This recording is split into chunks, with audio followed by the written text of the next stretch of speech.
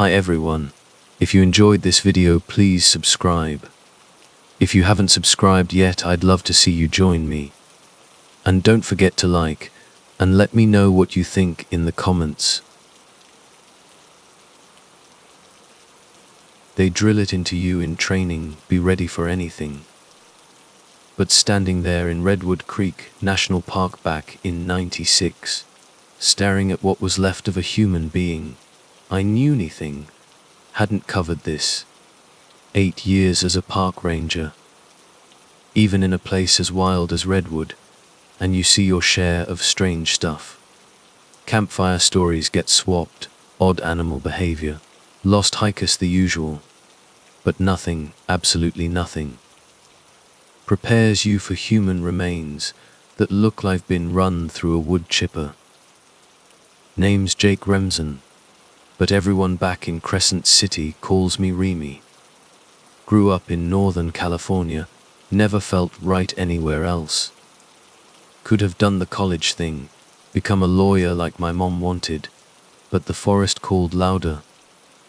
Park ranger uniform kept me out in the green, where I always felt at home. People were different. Too many of them. And I'd get this restless itch to just disappear. But E96 wasn't about wrangling tourists away from the elk, or stopping some idiot camper from torching half the redwood giants. It started with a routine patrol, smack in the middle of an area we called Lost Valley. Dramatic name, sure, but it was just a deep canyon twisting through the northern section of the park. Steep cliffs, dense undergrowth, the works. We kept the newbie hikers out of there, partly because of the treacherous terrain, but mostly because of what happened a few years before. 3 backpackers vanished, and they found pieces, scattered near the creek. Grizzly attack, they said, rogue bear. I wasn't convinced then, and standing there in Lost Valley that morning, I was even less sure. See, back in '96, we weren't armed on regular patrols.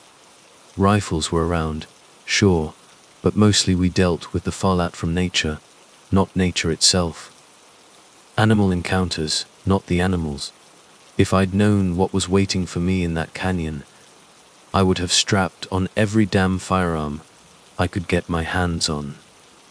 Mid-morning sun. Doing a sweep after some day, hikers reported unusual sounds. Vague, right? Weird noises, strange smells, maybe a bear sighting. Hikers spooked by their own shadows, usually. Figured I'd do a quick loop, radio in, grab lunch. Hour tops. About an hour into the patrol, things started to shift. First thing that hit me was the silence. Not superstitious, not really. But wilderness teaches you to trust your gut. When the birds shut up and the air hangs thick, like the whole damn forest is holding its breath, you listen. It's a quiet that crawls under your skin, makes the hairs on your neck prickle. Kept pushing into the valley, telling myself it was just the wind playing tricks, maybe a storm brewing way off. But there was no wind, no storm. What there was, though, was a smell. Rotting meat, yeah, but mixed with something else, something sickly sweet, like overripe fruit gone bad. That's when I saw the first body, or what was left. Mangled, limbs twisted at angles that just shouldn't be possible. Face barely human. More like ground beef than a person. I'm not proud of it, but I dry heaved right there. Seen rough stuff before, believe me. But this was like something had ripped him apart for fun, not just to kill. Then I saw the claw marks. Not bear. Definitely not mountain lion. These were longer, sharper. And here's the kicker, they weren't just on him.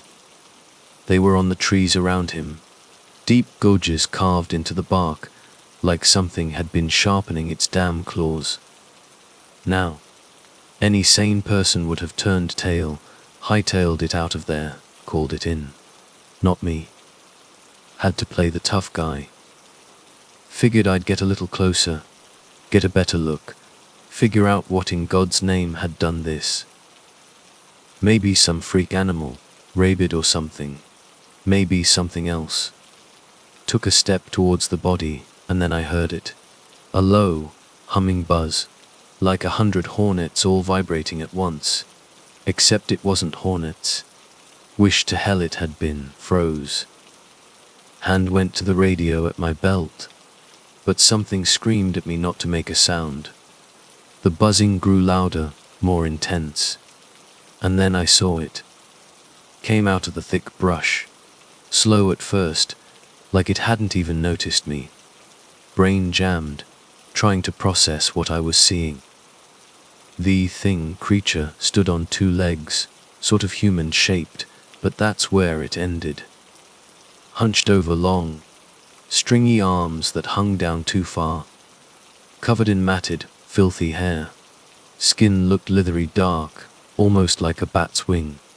And the hands, Christ, the hands.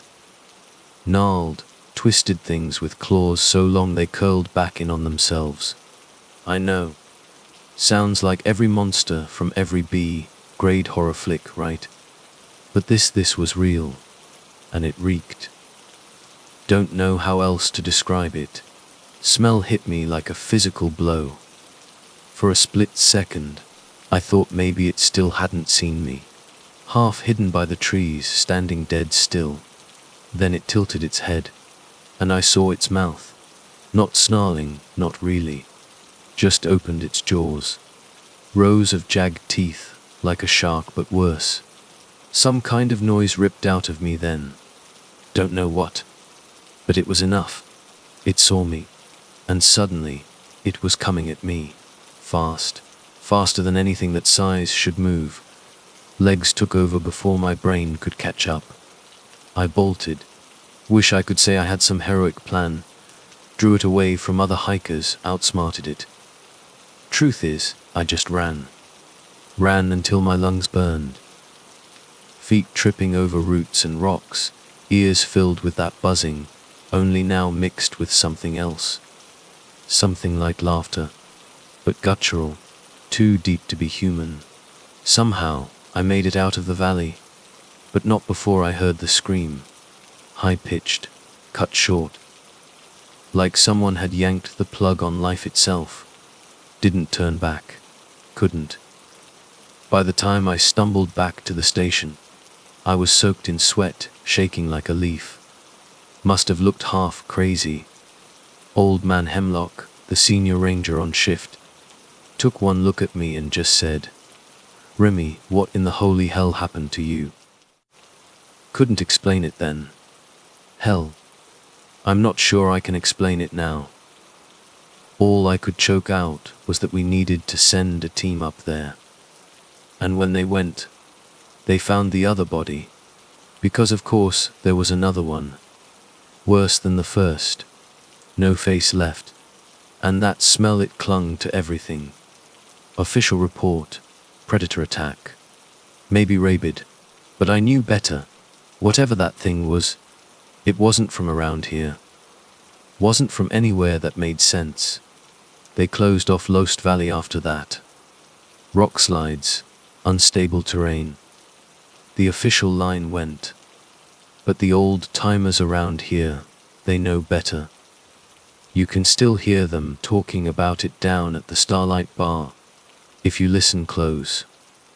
Whispered stories of something that hunts in Lost Valley, waiting for the next unlucky soul to wander in too deep. Oh! And that buzzing sound. Haven't heard it since. But then again, I haven't gone back to Lost Valley either. Maybe that's why they stopped letting us carry sidearms on patrol up there. They say you get used to the quiet out here, but that's a lie. It never truly happens. I've been a warden in Redwood National Park since '99. And even now, the stillness of this ancient forest still feels wrong. Like it's holding its breath, waiting for something to snap the silence. My name's Jake Riles, and if you'd asked me a month ago, I'd have told you I loved the quiet, thought it was peaceful. That changed.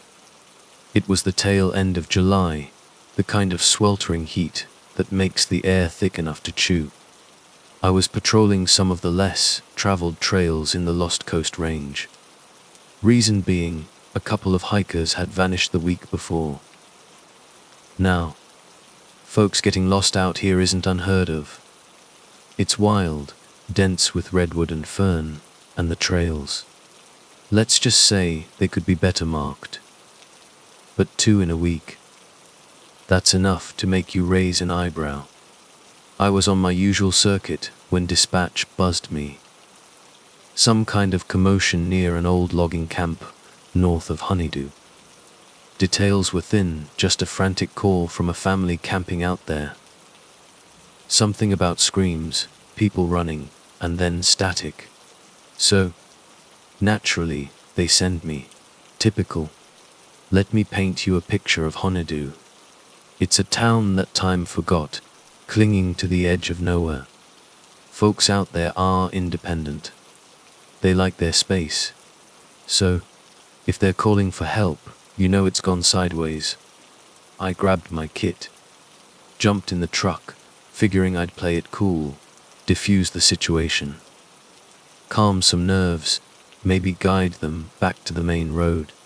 Didn't expect much, but driving up those twisting dirt tracks, a feeling started to crawl under my skin.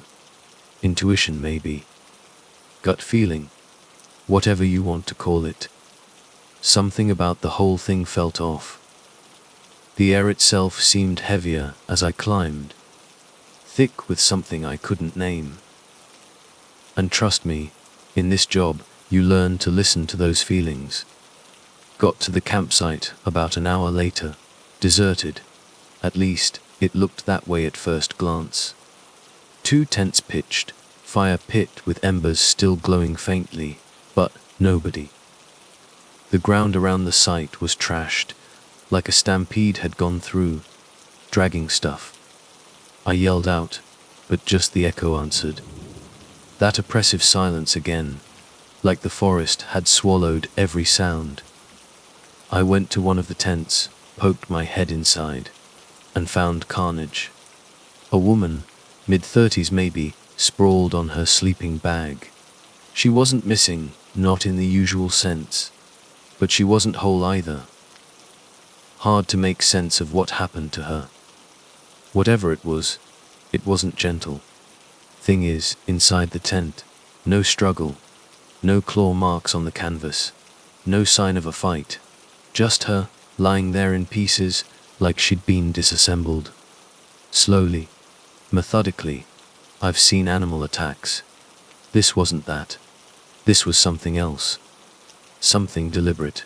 I called it in, hands shaking, trying to keep it together as I gave dispatch the rundown. Truth was, I was rattled to the bone. Backup was an hour out, minimum. So, it was just me, solo act. Fantastic. Decided to scout the area, see if I could find the rest of the family. Wasn't exactly thrilled about the idea, but no choice. Terrain around the campsite was brutal. Steep slopes, thick brush. Places where you could vanish without a trace. I found tracks. Lots of them, heading away from camp. Some human, sure. But others were wrong. Too big, too wide. Spacing all messed up. Like whatever made them wasn't walking on 2 legs. Or at least, not only 2 legs. Followed the tracks maybe half a mile before I saw the first of them. A man, early 40s, slumped against a redwood. Alive, technically, but not much better off than the woman. Chest ripped open, but not like any animal I'd ever seen. Clean, almost surgical. Like something had carved him up. The look on his face, let's just say he'd seen what did it. And whatever it was had scared him to death before it finished the job. Rustling nearby, off to my left. Thought maybe, just maybe, one of the kids had made it. But when I turned I saw it. Wish I could describe it right, but words fail. It was big, but not beer big. This thing was lanky. Limbs too long, movements too fluid. Like it wasn't bound by the same rules as the rest of us. Closest thing I can compare it to is a mountain lion, but stretched out, twisted into something else. It didn't make a sound. Not moving, not even standing there, watching me. I froze. Hand on the radio, ready to scream for help, knowing it wouldn't get here in time. Then it moved. Fast.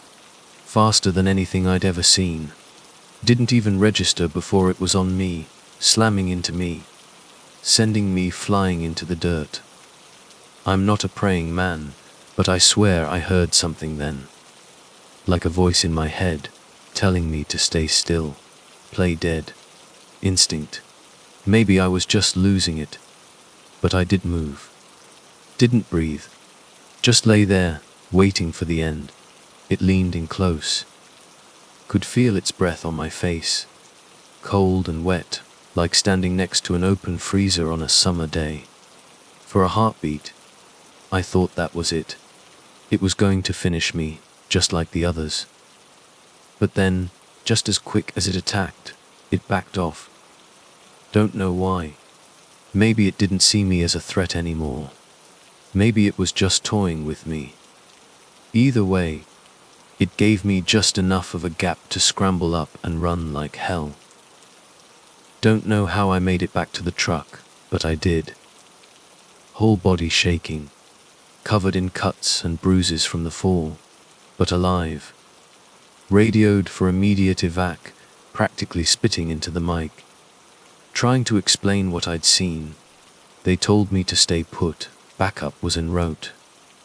No way in hell I was sticking around. Not after that. Drove out of there like a bat out of hell, mind racing. Kept expecting to see it in the rear view, but it never showed. Maybe it had moved on. Maybe it was hunting somewhere else now. When backup finally arrived, they didn't find much more than I did. The bodies were there, just like I described. But whatever attacked them, long gone. They combed the area for days, looking for tracks, signs, anything that could explain it. Nothing. No footprints, no fur, no blood trails. Officially, case is still open. Unofficially, they've written it off as a freak accident. Cougar or bear attack, most likely. But I know better. I saw it. I felt it. And it wasn't anything you'd find in a wildlife guide. Few weeks later, heard about another attack. Not far from where I was. Couple of hikers, torn apart the same way. Nobody talks about it, of course. Easier that way. But I've heard the whispers. People disappearing. Bodies turning up half-eaten. Always in the same stretch of woods. I'm not going back out there. Not alone, anyway. They can send all the rookies they want. I'm done. I like the quiet, sure. But not that quiet. And if anyone asks, I'll tell them what I saw. Not that they'll believe me. But that's their problem. I've got bigger things to worry about. Like finding a new job. Because let's face it, once you've seen something like that, no paycheck is worth sticking around. You know what they say. It's always the quiet ones you have to watch out for. Out here, the quiet itself is the worst of them all. The fog in Shadow Creek Wilderness wasn't just fog, it was alive. It oozed over the land, a sentient shroud, clinging to the pines, swallowing the cliffs, and if you were unlucky, swallowing you whole. That's the first thing that claws at you out here, the oppressive, crawling fog. I've patrolled these trails as a ranger for over 7 years, and you'd think nothing could get under my skin anymore. But then came that day in 2023, My name's Ethan Hayes, adventure junkie. Not even close. I took this job because I craved the silence. No phones shrieking, no bosses breathing down my neck about deadlines.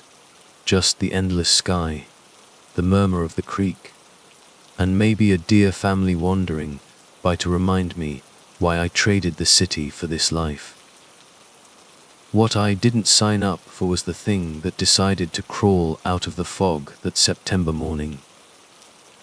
I was a mile deep on the Blackwood Trail, near the old miller's cabin, checking up on missing hiker reports.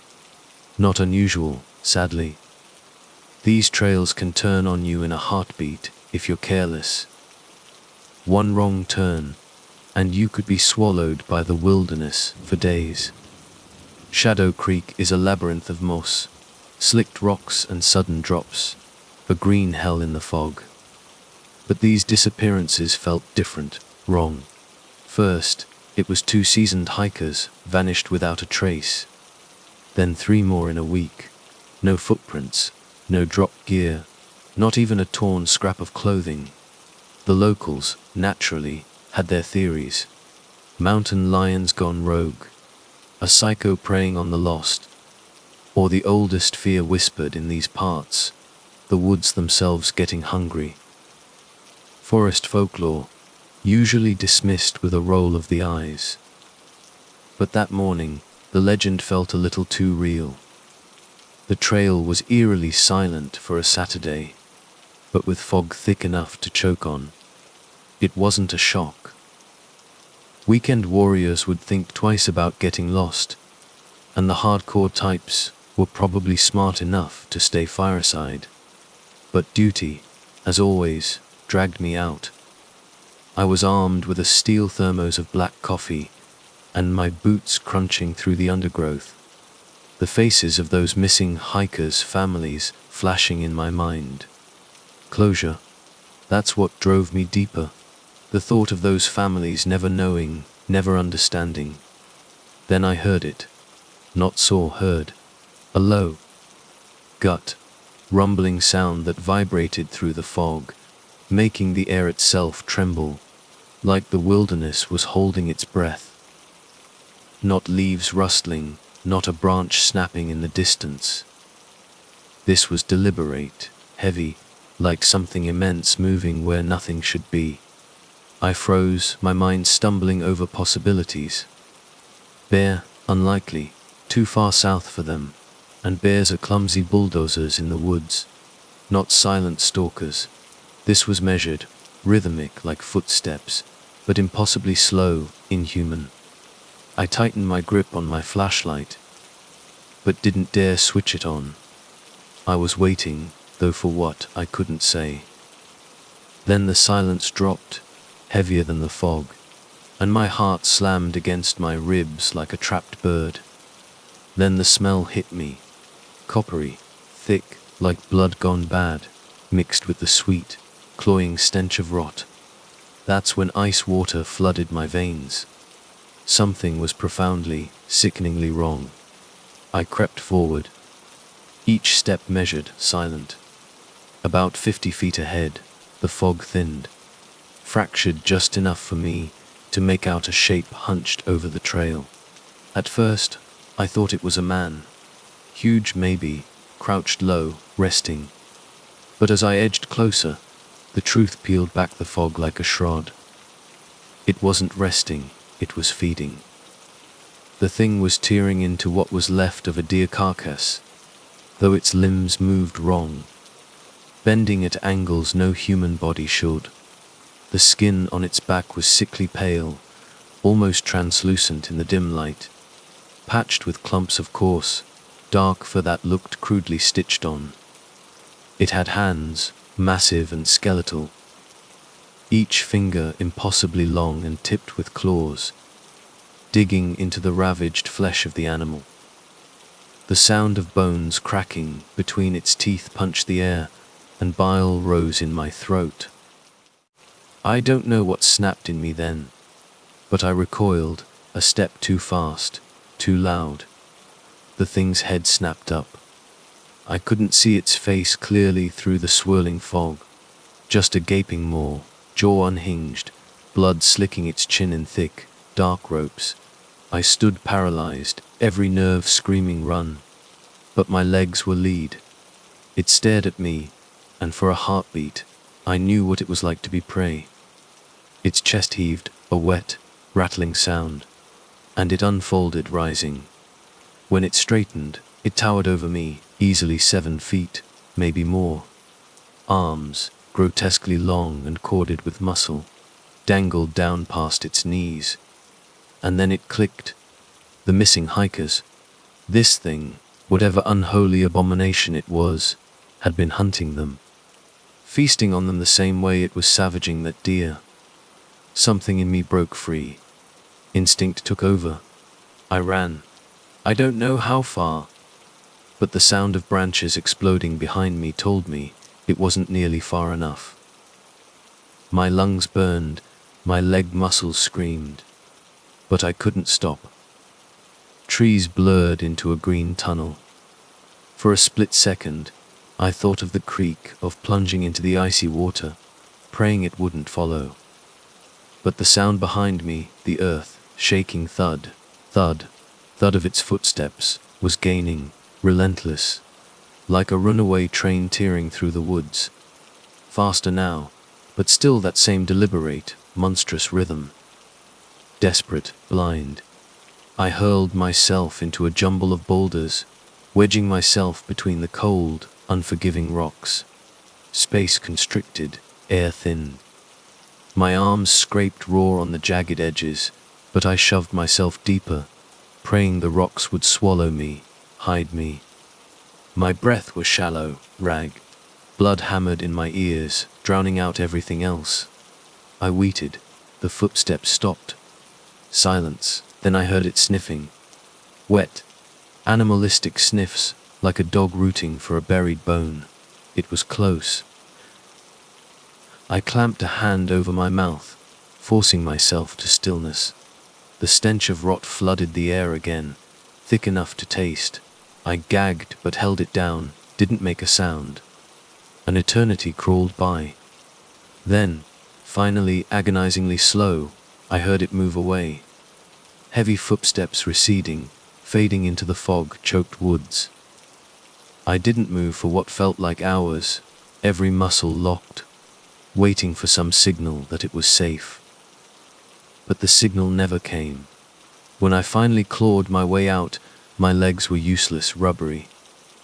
The fog had thickened again, a white wall. But I could still see stains on the ground, dark and glistening, where the deer had been devoured. No sign of the creature. I didn't linger to look. I limped back down the trail, hand clamped on my belt, reaching for my radio to call it in. But my hand closed on empty air. My radio was gone. Lost somewhere between me and that thing. And that's when the cold dread truly settled. No proof. Back at the ranger station, I sat in the break room, staring into a mug of lukewarm coffee. The other rangers listened to my story. Some with concern flickering in their eyes, others with that pitying look, the one people give you when they think you've finally cracked. I didn't care. I knew what I'd seen. But without a body, without evidence, there was nothing I could do. They said they'd look into it. Empty words. I knew they wouldn't find anything. Not unless it wanted to be found. As for the missing hikers, well, let's just say after that day, no more reports came in from Blackwood Trail. Maybe it had its fill, or maybe it's just waiting for the fog to thicken again, for the woods to grow quieter. Oh, and the radio. Never found it. And if I'm honest, a part of me is terrified of what did take it. Some things are better left lost in the fog. And hey, silver lining, right? At least it wasn't a bear. Imagine trying to explain that to the tourists. Yeah, folks, we've got a bear problem in Shadow Creek. They'd never believe that story either. They say if you stick around a place like this long enough, the silence starts to feel like a friend. But me, I learned the hard way that silence isn't friendly. It's just lurking, waiting for you to mess up. My name's Jake Harding, and this whole nightmare went down back in 2018, right on the edge of Redwood National Park. I'd been a ranger here for about 5 years then. Usually, it was pretty tame, tourists losing their way, the occasional bear giving someone a good scare. But 2018, that was the year everything went sideways. I wasn't one of those guys who dreamed of being a ranger since kindergarten, obsessed with nature shows and knowing every bird call. Don't get me wrong, I respect the wilderness, but it wasn't some lifelong passion. Truth is, I took the job after a messy breakup. Needed to ditch the city, get away from people. Figured some time out in the sticks would do me good, you know. Soul, searching in the quiet. Yeah, that was my first mistake, thinking this place was some kind of cure. It was late September. One of those nights where the temperature dives fast, and you can feel the cold seeping right into your bones. We'd had reports all week about hikers vanishing. At first, it seemed routine. Happens more than you'd think. City folks wander off trail, try to play hero on some cliff they shouldn't be near. Usually, we find them by sunrise, maybe a little freaked out, but alive. This time was different. 3 hikers, 2 guys, 1 woman gone. Vanished in the same area, and no one had seen them for over 48 hours. We sent out search teams, dogs, the whole shebang. Nothing. Not a single clue. That's when my boss, Miller, sent me up to Shadow Creek Ridge. Higher trails, rougher terrain. Most people wouldn't even think about going up there, but if lost hikers did well, that was bad news. I remember muttering under my breath when I got the order. I was actually looking forward to crashing at the station that night. But instead, there I was, heading into the woods with just my flashlight and a radio, pointed towards Shadow Creek Ridge. Locals called it that for a reason, and it wasn't exactly comforting. It's one of those spots in the park that just feels wrong. Like the land itself is twisted. The trees are too dense, blocking out the sky. The wind howls through there in these weird, unsettling patterns, and you swear you can hear movement even when you know you're alone. As I reached the base of the ridge, my radio crackled. Miller's voice, static-laced, telling me to look for anything, clothing, gear, any sign at all. I grunted a reply and started climbing. The trail was practically invisible, swallowed up by years of neglect. Hell, it was more of an animal track than a trail, and even the animals seemed to give it a wide berth. About an hour into the climb, I found the first sign of trouble. A strip of bright blue fabric snagged on a low branch. That synthetic stuff hikers wear. Looked like it had been ripped clean off, either caught on the branch or worse. I radioed it in, but before I could move on, I saw something else. Tracks. But not human. They were huge, deep gouges in the dirt, and the distance between them was insane. Whatever made these was moving fast. I'm no tracker, but I know when something's off, and these prints, they were all wrong. Too big for any bear or mountain lion I knew, and the shape wasn't right either. 4 toes, long and pointed, like something out of a nightmare. My gut twisted as I followed them further up the ridge. That's when the smell hit me. You know that smell of something dead and rotting, but fresh too. Still had that warm, sickly sweet edge to it. Yeah, that's what I walked right into. I found the first body not far from the ridge top, shoved under a pile of dead leaves and dirt. It was one of the guys, or what was left of him. His chest was ripped open like a tin can, limbs scattered around like a kid's discarded toys. Blood everywhere, soaking into the earth, staining the leaves black. I radioed Miller, my voice shaking, told him we had a body, a fatality, and that I was pushing on to find the others. That's when I heard it. This low, rumbling growl that vibrated in my chest made the hairs on my neck stand straight up. It wasn't natural. I spun around, flashlight beams slicing through the trees, but nothing. Just that eerie, heavy silence again. I should have turned back, should have called for backup, but something kept me going. Maybe it was that ranger stubbornness kicking in, maybe just plain dumb curiosity. Either way, I kept moving. The further I went, the worse it got. More blood, more signs of a struggle, broken branches, churned up earth. Then I found the second guy. His head, it was just gone. Clean off. No clean cut, no animal bite marks. Just gone. Like something had ripped it off with its bare hands. My legs felt like jelly, but I kept moving. Had to find the woman. Had to at least give her family some kind of answer, some closure. That's when I saw it. Up ahead, near the cliff edge, something moving low to the ground fast. At first, I thought wolf, maybe a bear. But as I got closer, I realized this thing was standing on two legs, hunched over, tearing into something. It was covered in thick, dark, matted fur.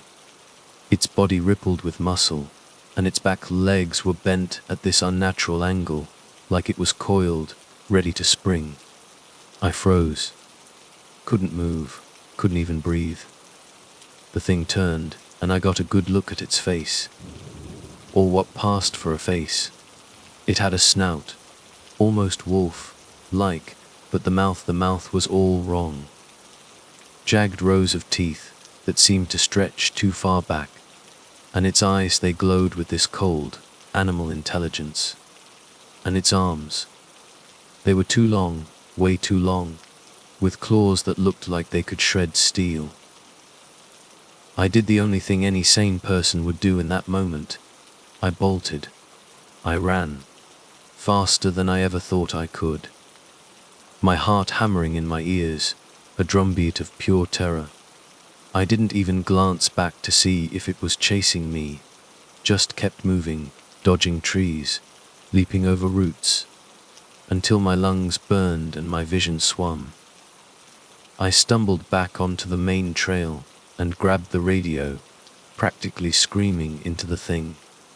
Told Miller we had to get the hell out of there, that something was hunting up here. But then, the worst thing happened. The radio went dead. No static, no crackle, nothing. Just silence.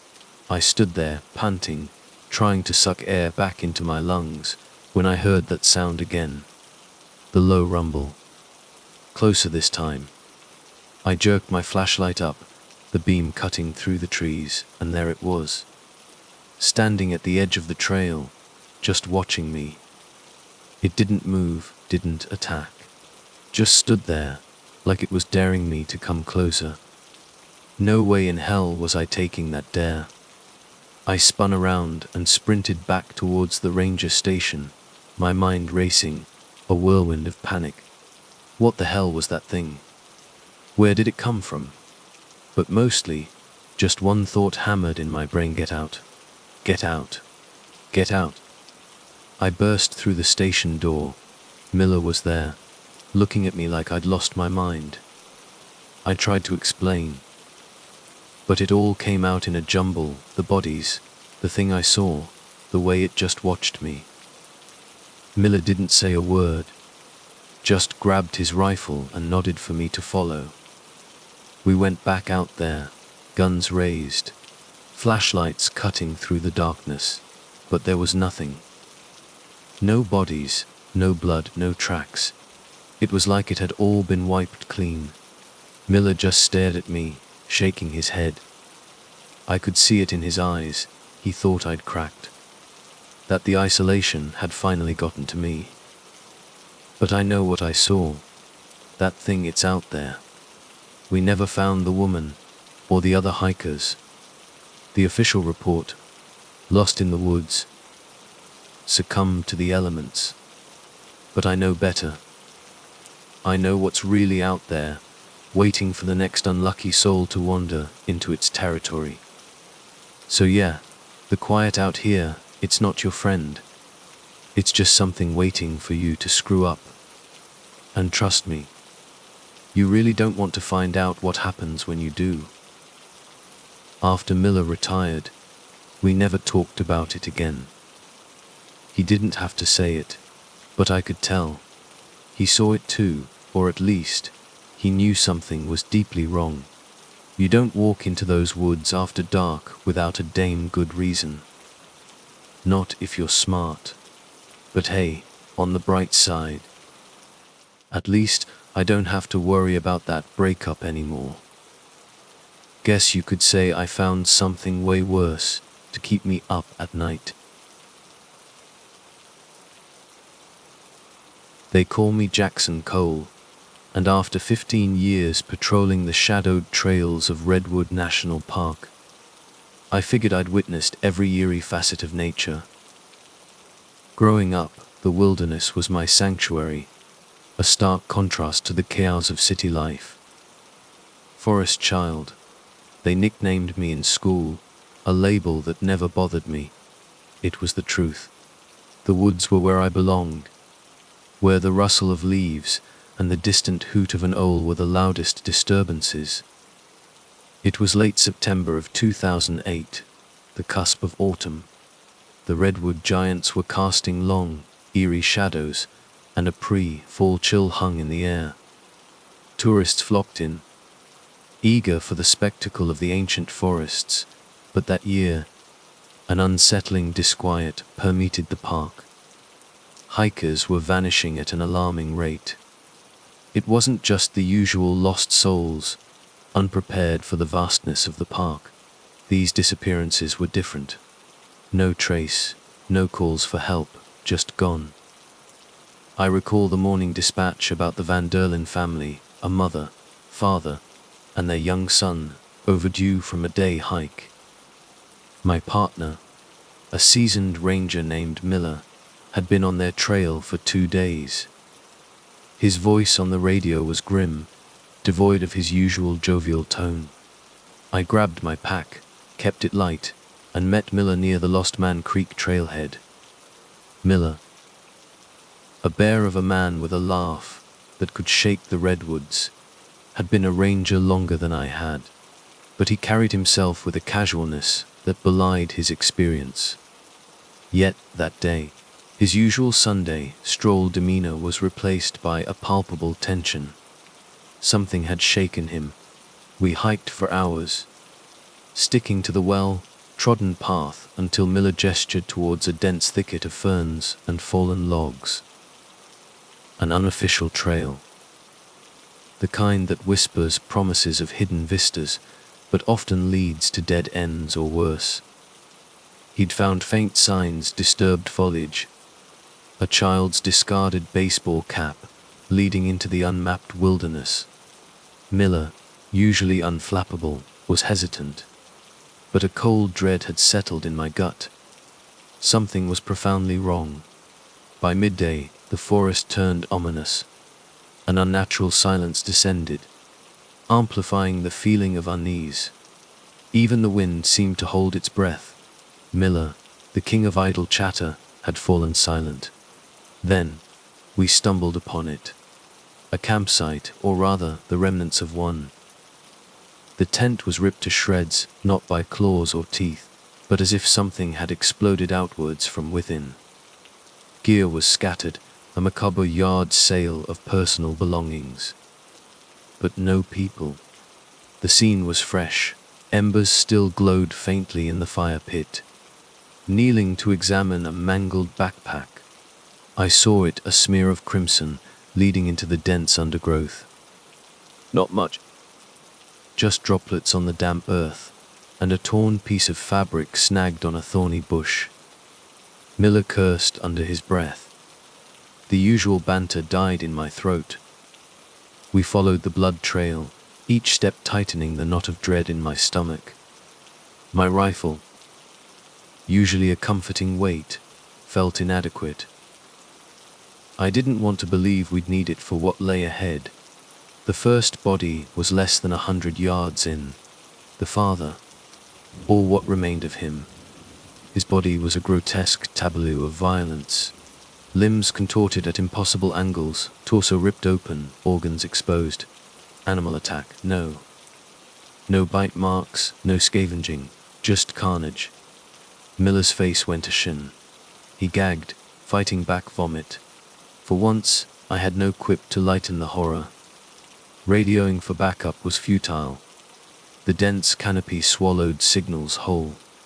Miller wanted to retreat, but leaving felt unthinkable. Not with this butchery, and the mother and child still unaccounted for. I took point, rifle raised, safety off. Deeper we went. I don't know what I expected to find, but nothing could have prepared me for the next scene. Another 100 yards, and we saw them.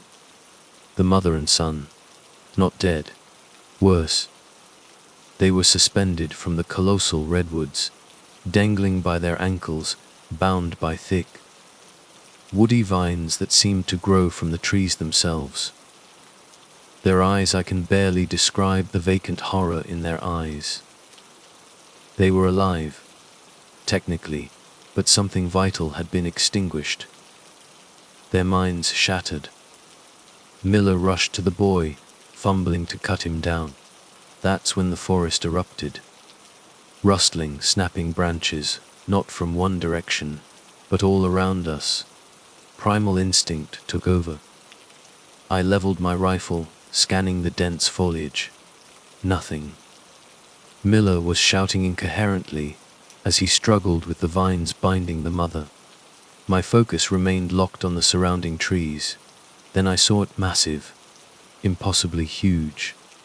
How something that size moved so silently defied logic. Initially, I thought bear, but no bear moved with that unnatural grace. Its hind legs were elongated, almost kangaroo-like, propelling it forward. But the upper body was pure brute force, gorilla-esque, with massive arms, thick fur matted and patchy, revealing raw, scarred skin beneath. And the head will forever haunt my nightmares. Long lupine, but the jaw grotesquely wide, distended, crammed with rows upon rows of cracked teeth. Teeth not meant for tearing flesh, but for pulverizing bone. Miller hadn't seen it yet. I tried to shout a warning, but my voice was paralyzed.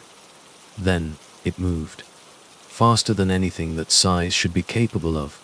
I fired. The bullet seemed to glance off it, barely slowing its charge. It slammed into Miller, sending him hurtling into a redwood with a sickening crack that echoed through the silent forest. I knew, instinctively, his spine was broken. I ran. Cowardice, maybe, but when faced with something so utterly alien, so fundamentally wrong, something primal overrides reason. I didn't even glance back to see if Miller still breathed. I knew he didn't stand a chance.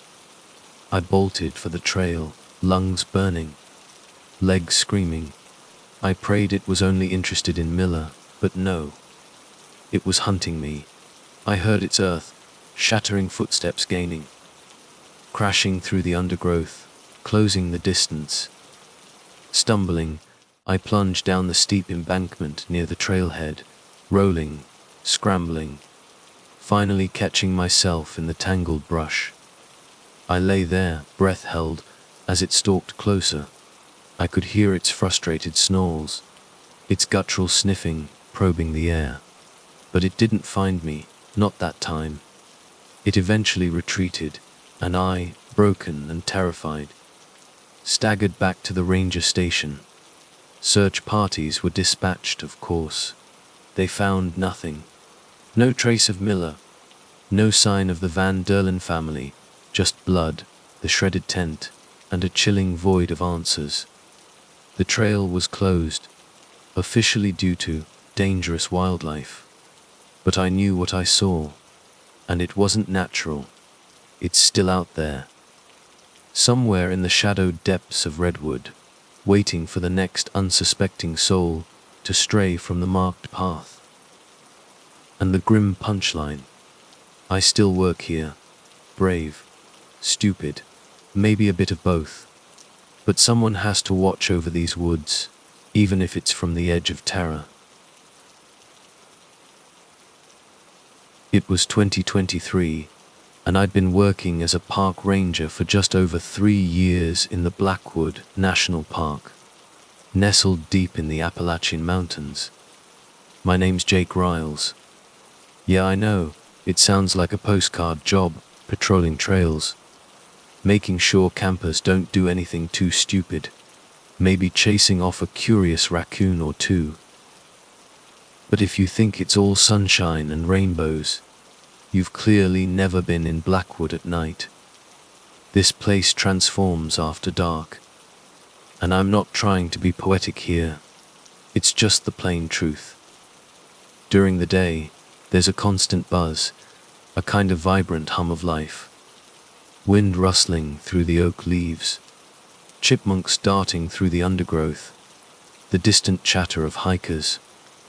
But at night, that hum drops out, replaced by a silence so profound, it's almost suffocating. It's a quiet that makes you feel like you're being watched, not the other way around. I always volunteered for the night shifts. Peaceful, I told myself. Truth was, I didn't exactly have a bustling social calendar. Hell, I didn't even own a TV. I liked the dark, the solitude. People unwind in different ways. Mine just happened to be alone with nothing but a flashlight and a crackling radio between me and thousands of acres of wilderness. So, when the call came in about a missing hiker, I wasn't surprised. It happens more than you'd think. Someone from a group wanders off to answer nature's call and just vanishes. Their buddies panic, call us, and we usually spend a couple of hours tracking them down. Maybe they're hungover and confused, sitting by a creek, pretending they weren't just screaming for help an hour ago. But this one felt different from the start. The call came from a group of 3 college kids. Their friend, a guy named Ethan, had wandered off around 9:00 p.m. They'd waited a few hours before calling it in, figuring he just lost his way. But by 1 in the morning, when he still hadn't returned, they started to seriously freak out. The thing was, Ethan wasn't the type to get lost, according to them. He was an experienced hiker, the kind who knew these woods like the back of his hand. They were camped in a restricted area, off limits to casual day trippers, but nothing that would faze someone with his supposed skills. I figured it'd be another standard search and rescue. Find the guy, tell him to knock it off, and escort everyone back to the trailhead. But there was an edge in their voices, a raw panic that made me uneasy. This wasn't going to be a simple lost and found. I met the kids at their campsite, a good 15 miles from the nearest paved road. They were exactly as jumpy as you'd expect, flashlights darting around, constantly looking over their shoulders. Every rustle of leaves, every snap of a twig made them flinch. I asked the usual questions. When was the last time they saw him? What was he wearing? Had he been drinking? Everything seemed normal. No signs of a struggle, no animal tracks nearby. Just an empty space around the dying campfire, where Ethan had been sitting 5 hours earlier. I radioed dispatch, told my supervisor I'd do a quick perimeter sweep, and set off with one of the kids, a nervous guy named Chris, who kept insisting that Ethan wouldn't just wander off. His girlfriend, Sarah, stayed behind, looking completely shell-shocked. The third kid, a tall, silent dude named Mark, didn't say much, just sat by the fire, staring into the woods like he was waiting for something to crawl out of the shadows. We walked for maybe 20 minutes, sticking to a faint game trail, when Chris suddenly stopped dead, his flashlight beam fixed on something just off the path. "Have you ever seen a human foot sticking out of the ground?" he whispered, voice trembling. "No. Lucky you." This one was still wearing a hiking boot, but it was half buried in the dirt, like someone had just jammed it in there. A half-assed attempt at a shallow grave. I knelt down, brushing away the loose soil. Chris was breathing heavily behind me, probably about to lose his dinner. The foot wasn't attached to anything. I don't think I even had time to fully process how messed up that was before something else caught my eye. A trail of blood, leading deeper into the woods. Not splattered, not dried, but fresh, like something had been dragged. It vanished into the thick darkness between the trees, heading away from the foot. Chris stammered something about getting the others, but I told him to stay put. My gut was screaming at me that if we both left, we'd lose whatever chance we had of finding Ethan, or whoever this foot belonged to. I followed the blood trail. I don't know why. Instinct, maybe. Stupidity, probably more like it. The deeper I went, the denser the trees became. The ground was soft, almost swampy, like it had rained recently, even though the sky had been clear all day. The blood trail was fading, harder to follow, but still there, a dark smear on the damp leaves. Every few steps, I'd stop, listen. A branch cracking, an animal rustling in the undergrowth, anything. But all I got was more of that oppressive silence. Then I smelled it. The kind of stench that claws at the back of your throat and makes you wish you could smell it. Rotting meat. The smell hit me like a physical blow, thick and rancid, turning my stomach inside out as I forced myself forward. I held my flashlight high, sweeping it through the trees, searching for any sign of movement. Nothing, not at first, anyway. Then the beam snagged on something hanging from a low branch, maybe 10 feet up. At first, I thought it was just a tangle of vines, some weird moss. But then I saw the hand, a human hand, pale and contorted, dangling from what looked like a crude noose of rope. The wrist was snapped at an unnatural angle, like a twig. I had a choice right then and there. Turn back, radio it in, let the professionals handle it. But something about that hand, the way it was just hanging there, isolated and far too high up, made me keep going. Call it morbid curiosity, call it a death wish. I heard it before I saw it, a low, rhythmic thumping, like something heavy hitting the ground, over and over. My flashlight flickered across movement, between the trees, a large shape, ducking low into the underbrush. It wasn't human. Too tall, too broad. The thumping stopped, and the silence crashed back in. I crouched low, moving slowly now, each step deliberate, placing my boots carefully on the soft ground.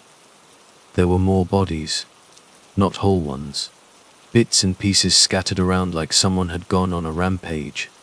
A torso here, a leg there, but no heads, not a single head. Then, ahead of me, I saw it. Or I think I did. It was crouched down, hunched over a pile of limbs. gnawing at something with movements that were jerky, almost mechanical. It wasn't like anything I'd ever seen before. Taut skin stretched over sharp bones, impossibly long arms and legs, but the torso, the proportions were all wrong, twisted, like it had been cobbled together from spare parts. It was dragging another body closer to it, and I realized with a sickening lurch that the body was still moving, twitching, like it hadn't quite registered it was dead yet. The thing stopped. It didn't turn to look at me, but it knew I was there. It had to. It dropped the body and stood to its full height, towering, at least 7 feet, maybe more. Then, without a sound, it bolted into the trees with a speed that shouldn't be possible for anything that size. I didn't give chase. I'm not an idiot. But I radioed in. The signal was weak, static crackling through the speaker, but I got through. I gave them my location, told them what I'd found, and was told to wait for backup. They'd send a team out. All I had to do was wait. Waiting in a forest littered with dismembered corpses isn't exactly my idea of a good time. When the team finally arrived, they found the bodies, or what was left of them. But no sign of the creature, of course. No one believed me, not really. They chalked it up to a bear or a wolf attack, maybe a mountain lion gone wild. But I knew better. Whatever that thing was, it wasn't any animal I'd ever heard of. It was something else, something that shouldn't exist. Ethan's friends didn't say much after that. They packed up and left Blackwood the next morning, looking as haunted as I felt. No one spoke about what really happened out there. And in a place like this, where the wilderness swallows everything in silence, it was just another grim mystery lost in the woods. You know, I still think about it sometimes. Not just about the thing itself. I know it's still out there, somewhere in the black heart of Blackwood. No, what really gets to me is the foot. I still think about that boot, buried so carelessly, like it was just trash tossed aside in a hurry. Who the hell takes the time to bury just a foot? It was 1998, and for 7 years, I'd been a park ranger in Blackwood National Forest, Montana. It wasn't glamorous work, but that was the appeal. Out here in Blackwood, no one bothered you. No traffic jams, no email avalanches, and blessedly, no office water cooler gossip. My job was to patrol the most isolated stretches of the park, places so remote, get lost. And you'd be wishing you'd packed a buddy just to help dig your grave. I'm Jake Remsen, born and bred in Chicago, yeah. City boy turned mountain man. Never had much of a family, mom gone when I was a kid, and my dad was the kind who thought feelings were for sitcoms. Grew up tough, not by choice. Maybe that's why I ended up in the wilderness. Trees and mountains. Less complicated than people. Plus, the wildlife in Montana was the only company that didn't make me clench my fists. That day, I was hiking out to check on an old ranger cabin deep in the forest. Routine patrol, a solid 3-hour trek each way. These cabins were relics, mostly unused, but we kept them stocked. Just in case some city slickers got lost or a blizzard rolled in out of nowhere. Local whispers had been going around about weird sightings in the area, but in Montana, weird was just Tuesday. Folks come up here, lose their minds in the solitude, start thinking elk are spies, or that the sunsets are coded messages. You learn to tune it out. I expected nothing but a long hike and maybe some snow flurries by nightfall. The forest was thick. The kind of place where your own breath sounds alien after a while. A heavy silence hung in the air, making you feel like the trees were listening, holding their breath. It was a silence that gnawed at you, whispering you weren't alone, even when you were. By the time I reached the cabin, I was regretting not packing a flask of something strong.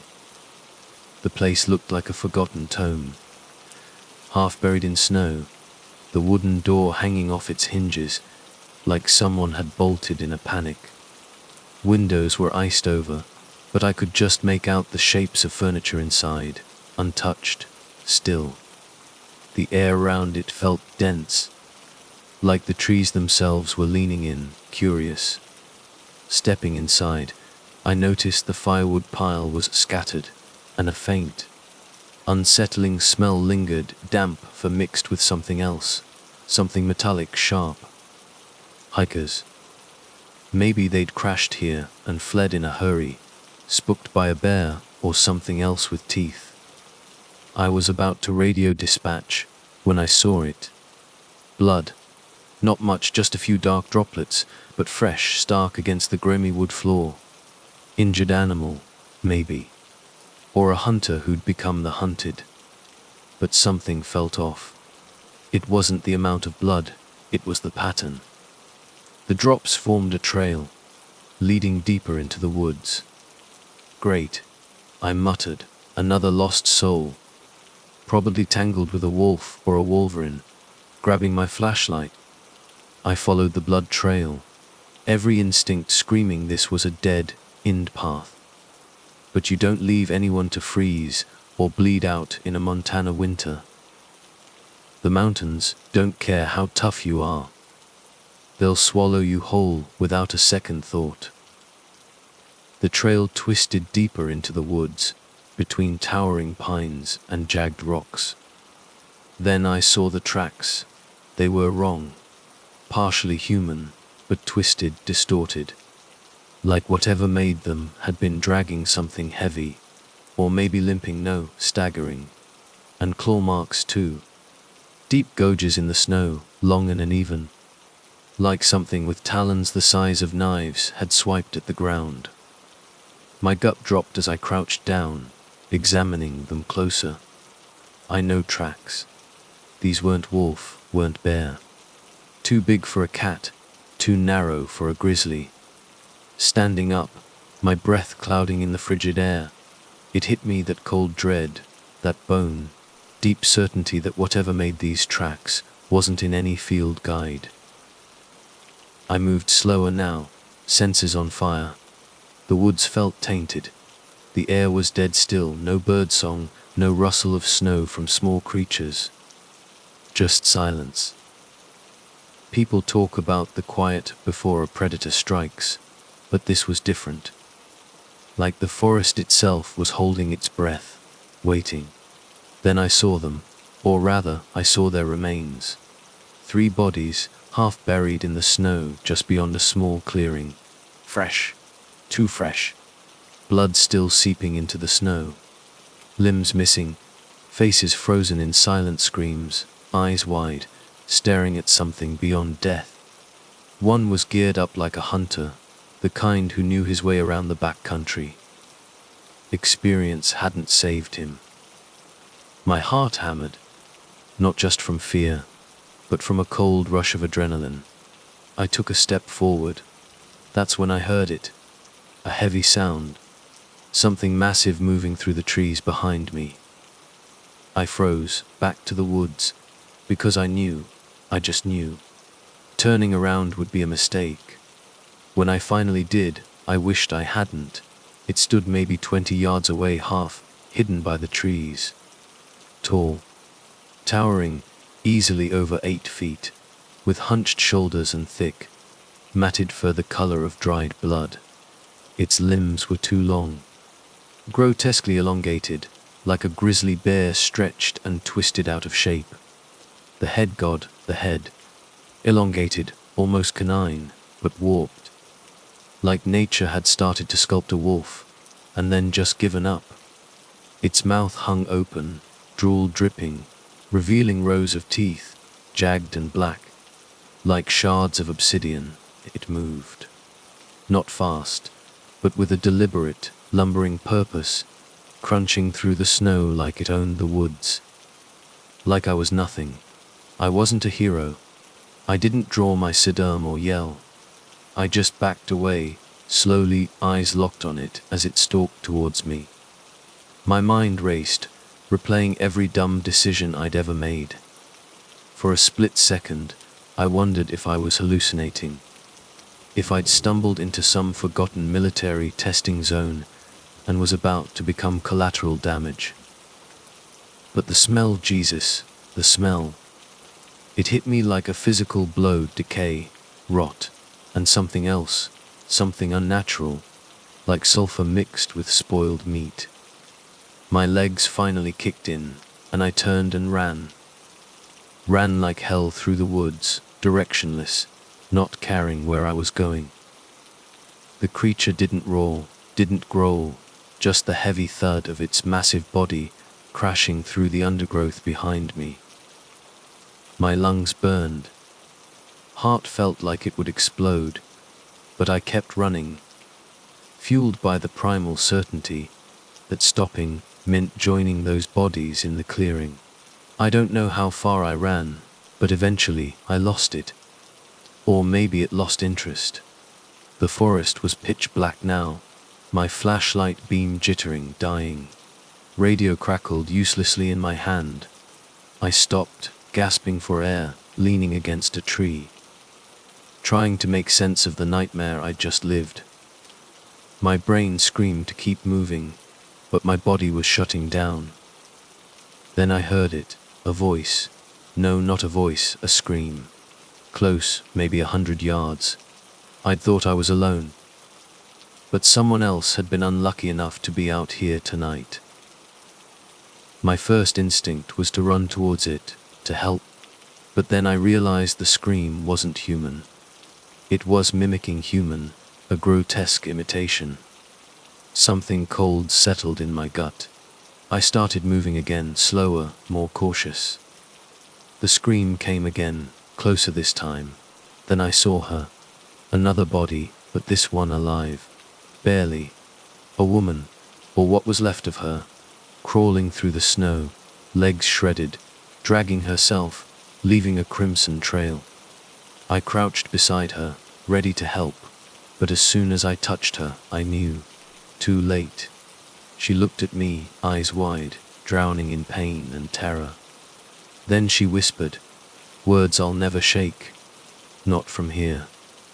Before I could ask what she meant, she let out a final, shuddering breath and went still. I stood, scanning the trees, pulse hammering in my ears. Whatever had done this wasn't far. I had to get out, now. Turning to leave, something shiny caught my eye, poking out of the snow beside the woman's body. A camera. Small, handheld, beat up but intact. I grabbed it, shoved it into my jacket, and ran again, my mind a whirlwind of questions.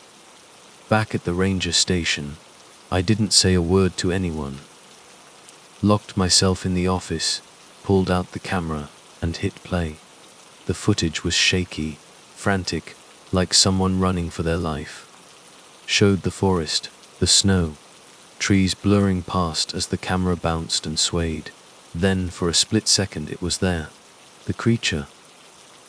Massive, dark shape looming in the background, moving impossibly fast for something that size. Then, black screen. I sat there for hours, it felt like, trying to process what I'd seen. Eventually, I knew I had to do something. Next morning, I handed the camera to my supervisor. Said nothing much. "You're not going to believe this," was all I managed. He watched the footage, face draining of color.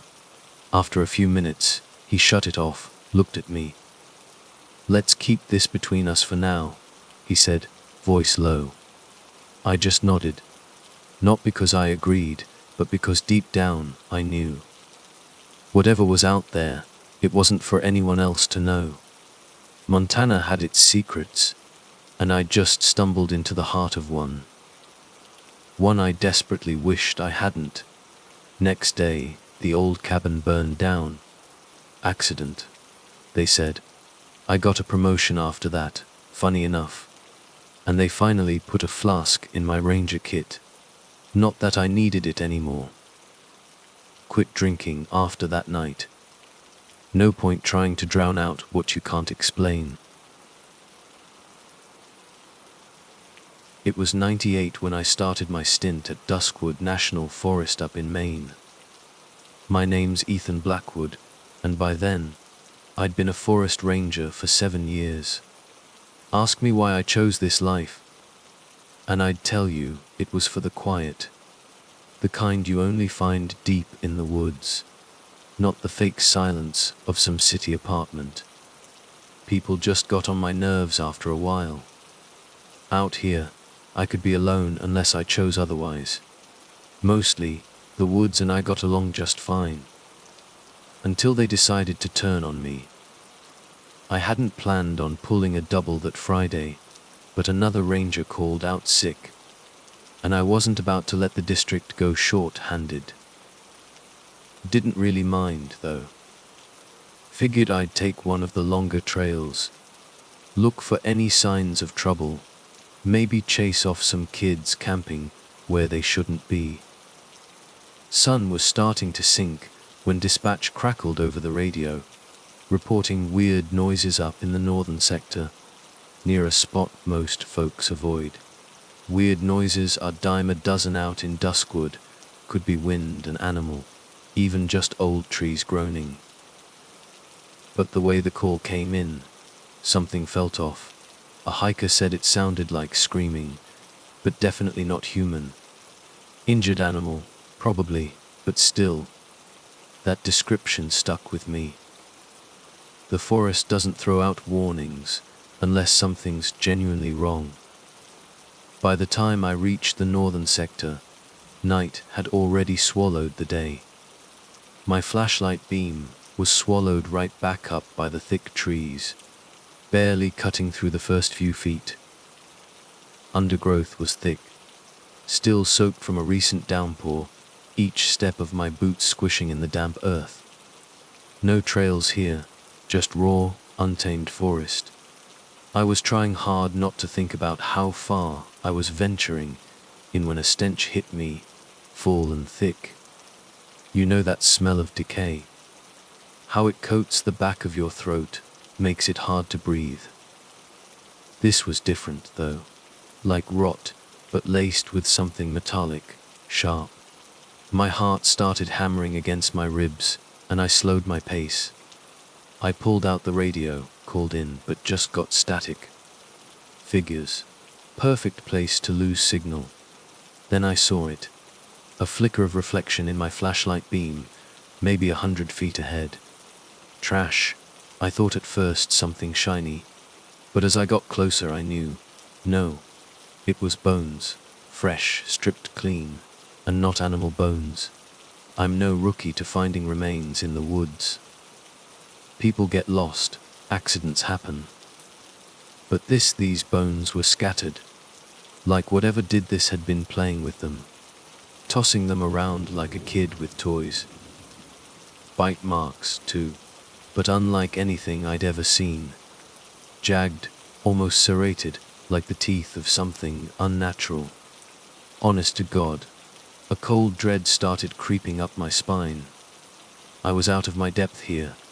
That's when I heard it. A sound I will never, ever forget. Low rumble. Almost a growl, but deeper, more primal. And it was close. I spun around slowly, flashlight sweeping the trees. Nothing. Just shadows and trunks. Then, movement fast. Too fast to properly register, but whatever it wasn't small. I froze. Out of the corner of my eye, I glimpsed something big, hulking behind the trees. Tall. Way taller than any man. And the way it moved, not like any animal I knew. Well, this is it, I remember thinking. This is how it ends. Then it charged. Barreling through the trees like they were twigs. Barely had time to react. I dove, hit the ground hard, flashlight skittering away, casting insane shadows as I fumbled for my radio. Didn't even know what I was calling in, just that I needed out. Whatever it was circling me now, pacing like a predator toying with its prey.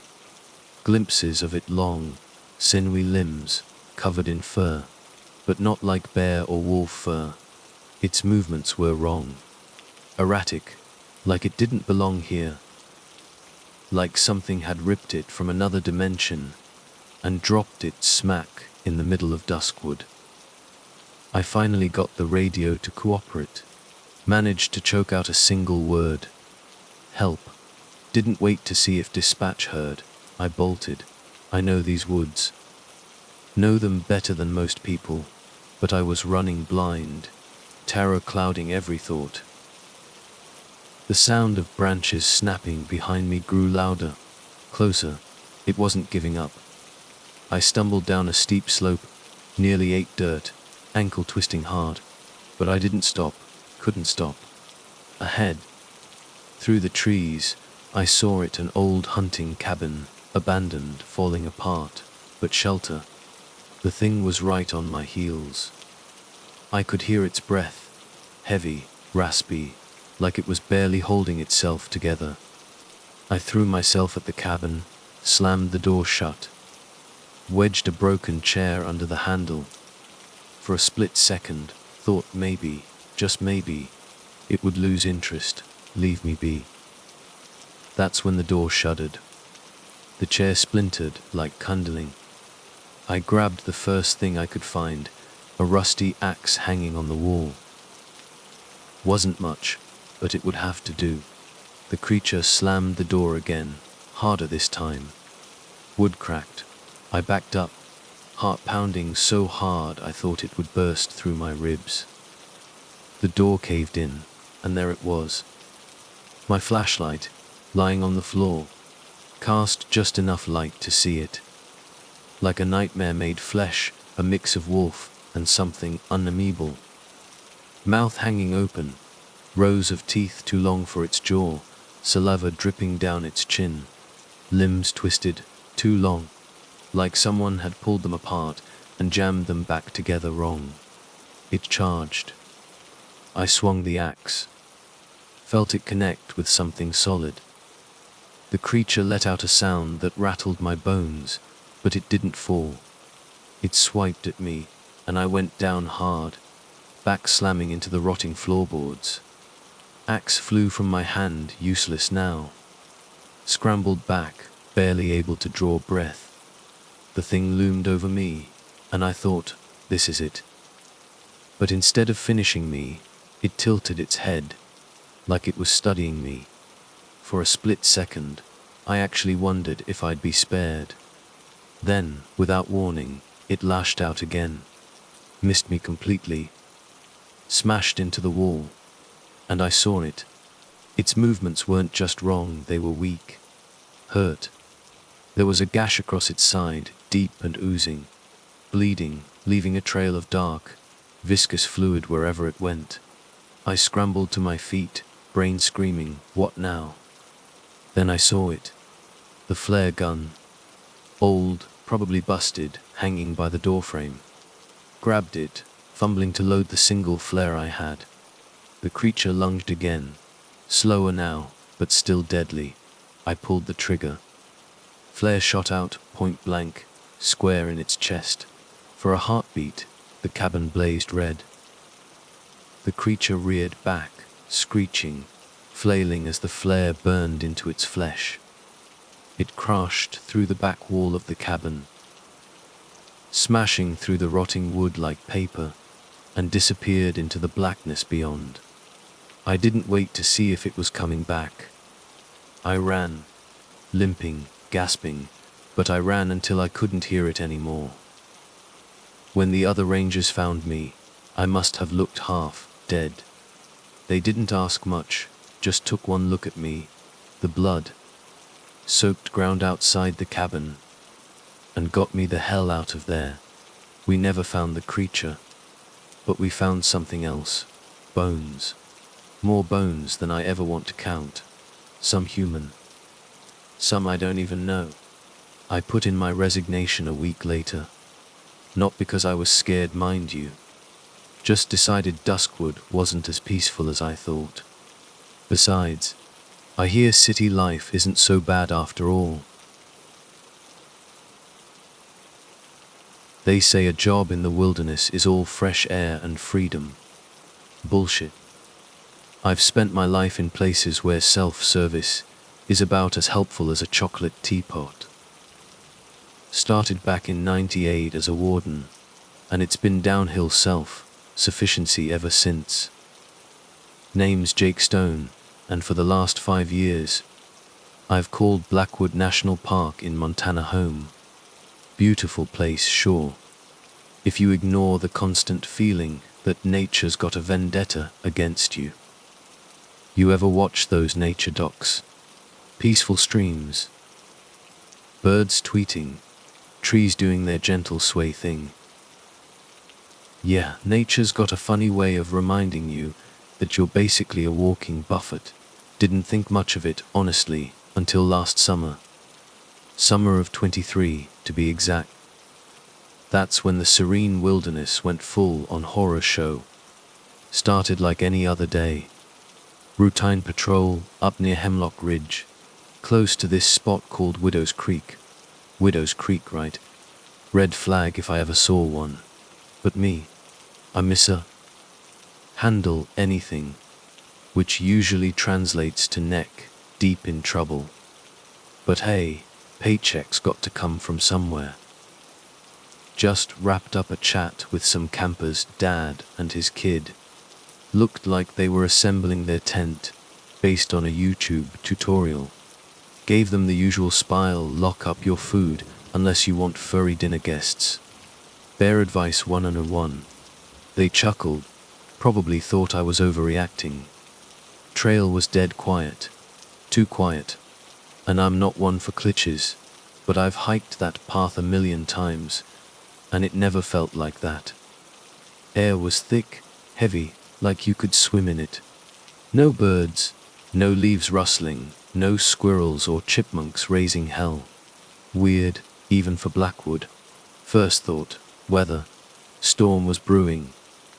Sky was this bruised, grey color, like it couldn't decide if it wanted to rain or just sulk. But there was this prickle of unease, you know. The kind that whiskey can't even touch. Not that I'm advocating on duty drinking, but sometimes out here, you need a little edge. Pushed on, telling myself it was just the weather messing with my head. Then I saw it. Up ahead, just off the trail. At first, looked like a pile of leaves, maybe a deer that took a wrong turn. But closer, nope. Nightmare fuel. It was a person. Or what used to be. Not much left, to be honest. Ripped apart like something used it for target practice. Like a damn cat with a mouse. Torso split open, guts gone. Limbs scattered like someone just threw them around in a rage.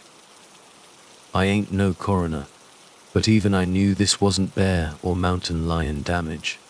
Too clean, too violent. War zone stuff, not national park stuff. Radioed it in, but like I said, self-service out here is a joke. Couldn't get a signal. Perfect timing. So, logical next step. Grabbed a branch, marked off the scene, and started hoofing it back to the station. 3-mile trek, and jogging was definitely off the menu. Halfway back, I started hearing things. Not just forest noises. This was the kind of sound that makes your scalp crawl. Twigs snapping, leaves crunching. Something was following me. Now I'm not a jumpy guy, but let's just say I wasn't feeling social. First thought was mountain lion. They do that, circle you, size you up, wait for the perfect moment. But this didn't feel like a cat. Dealt with lions before, this was different. Bigger. Footsteps were heavy, deliberate, like whatever it was didn't give a damn about stealth. Wanted me to know it was there. Kept walking, hand clamped on the bear spray on my belt. Bear spray. Sounds comical now, but then, I'd have traded my truck for a gun. Regulations, though. Wardens can't carry firearms unless it's poacher season. Maintaining park peace, they call it. Peace is the last damn thing on your mind when something's stalking you. Noises got closer. Could feel its presence, like a shadow. Then I saw it, flash between the trees. Thought my eyes were playing tricks. But there it was again. Tall, hulking shape. Moving way too fast for something that size. Wasn't an animal, not even close. Bipedal, but not human. Closest thing I could compare it to was a bear, but no bear stands that tall or moves like that. Limbs were too long, body all wrong. Like it was still figuring out how to walk upright. Wasn't charging, just stalking. And yeah, I panicked. Full on sprint. As I ran, I could hear it speeding up, crashing through the underbrush behind me. Never run so fast in my life. Lungs burning, legs screaming, but I kept going. Didn't dare look back. Finally made it to the station. Slammed the door, bolted it shut. Hands shaking so bad I could barely hold the radio. Tried calling state troopers, signal was crap. Got out a few garbled words about an attack, but who knows if they understood. Sat there, heart hammering, staring at the door, waiting for it to splinter open. But nothing happened. Hours passed. Nothing came. No sound, no footsteps. Just silence, like whatever was chasing me just gave up. Lost interest. But I wasn't buying it. You don't see something like that and just shrug it off. Backup arrived late afternoon. 2 young officers, fresh out of training, cocky as hell, strolled in like they were on a Sunday picnic. Gave them the rundown, took them to where I found the body. Too late, of course. Body was gone. But something else was there. Bones, not human. Twisted, broken. Way too big for anything I knew in those woods. Officers didn't know what to make of it. Dismissed it as animal remains. Bear, they figured. Scavenged the body. Took some photos, asked a bunch of questions, and left, promising to look into it. Didn't argue. Pointless. Can't convince someone of the impossible when they've already got their story straight. Week later, I was back on patrol. Rifle this time. Regulations be damned. Wasn't going out there unarmed again. Kept my eyes peeled, ears open. Forest was quiet again. Too damn quiet. Same heavy air. Felt like walking through a nightmare. Never saw it again. But every now and then, I hear stories. Campers whispering about weird noises at night. Something big moving just out of sight. Missing pets. Unexplained disappearances. Stuff they usually write off as wildlife. But I know better. Whatever it was, it's still out there. Watching. Waiting. It was 1997, and I was stationed deep in the Shadow Creek National Forest. Forest ranger wasn't exactly a dream job, but it paid the bills and gave me the peace and quiet I craved.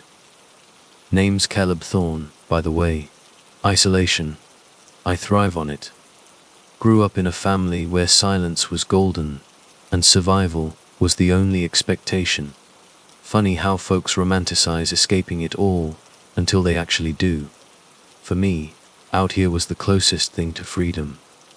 Now, Shadow Creek ain't just your run of the mill woods with towering pines and bears spooking weekend campers. Parts of this forest feel ancient, untouched, like stepping into a forgotten pocket of time. Locals whisper stories. And I've heard my share of tales about things lurking where they shouldn't be. Always wrote it off as too much homebrew or plain boredom. Until last week. Midday, dispatch crackled to life. A hiker, name of Liam Walker, hadn't checked in with his family for 2 days. Last known location. 15 miles deep into a section of the forest I rarely ventured into. Locals called it the Whispering Mire, a wilderness choked with trees, and a silence that felt like it was pressing down on you. Duty called. I packed my gear, grabbed the radio, and hopped in the jeep, muttering about clueless hikers always getting lost in the worst spots. Halfway to the trailhead, a battered sign loomed, "A BWE now TS NG." Some joker had spray painted Corels underneath. I chuckled at the cliché until I saw the first sign of trouble. Just a few miles in, I found a campsite, or what was left of one. Fire pit cold, belongings scattered, a cooler overturned, and a tent shredded like it tangled with a wood chipper. It told a story, and it wasn't a happy one. Blood. Not much, but enough to make my gut clench. Radio was just static. Great, already out of range. I scanned the area for tracks, anything pointing to Liam, but nothing. No footprints. No broken branches leading away, just that unsettling stillness. I took a breath, tried to steady the unease creeping up my spine. I'm not superstitious, but a bad feeling was settling in. The locals had jokes about the Whispering Mire, but none of them were funny. Pushing deeper, I picked up a faint trail leading towards a ravine. Sun was dipping lower, not ideal, but I had a job to do. About an hour in, I spotted something odd, claw marks. Not shallow scratches, but deliberate gouges raked down tree trunks. That's when it hit me. This wasn't a typical lost hiker. I reached for the radio again, knowing damn well it was useless, just instinct, I guess. Static. Perfect. Pressing on, a new sound cut through the forest silence. Not the usual rustling leaves or wind in the branches. This was a low hum, almost insect-like, but deeper, wronger. It vibrated through the trees, making my skin crawl. Something felt deeply, fundamentally wrong. The ravine opened up a jagged scar in the earth, walls 10 feet high on either side. And at the bottom, barely visible through the undergrowth, was what I was looking for. Figures, 2 of them, lying still. My pulse hammered. I slid down the loose dirt slope for a closer look. Liam's body was there, or what was left. Chest ripped open, organs gone, like something had gorged itself. Next to him, another man, stranger to me, same gruesome state. Their eyes were wide open, frozen in some final, unspeakable horror. Decay was already setting in, the stench thick and metallic. I had to get out of there, no question. But the second I turned, I heard it.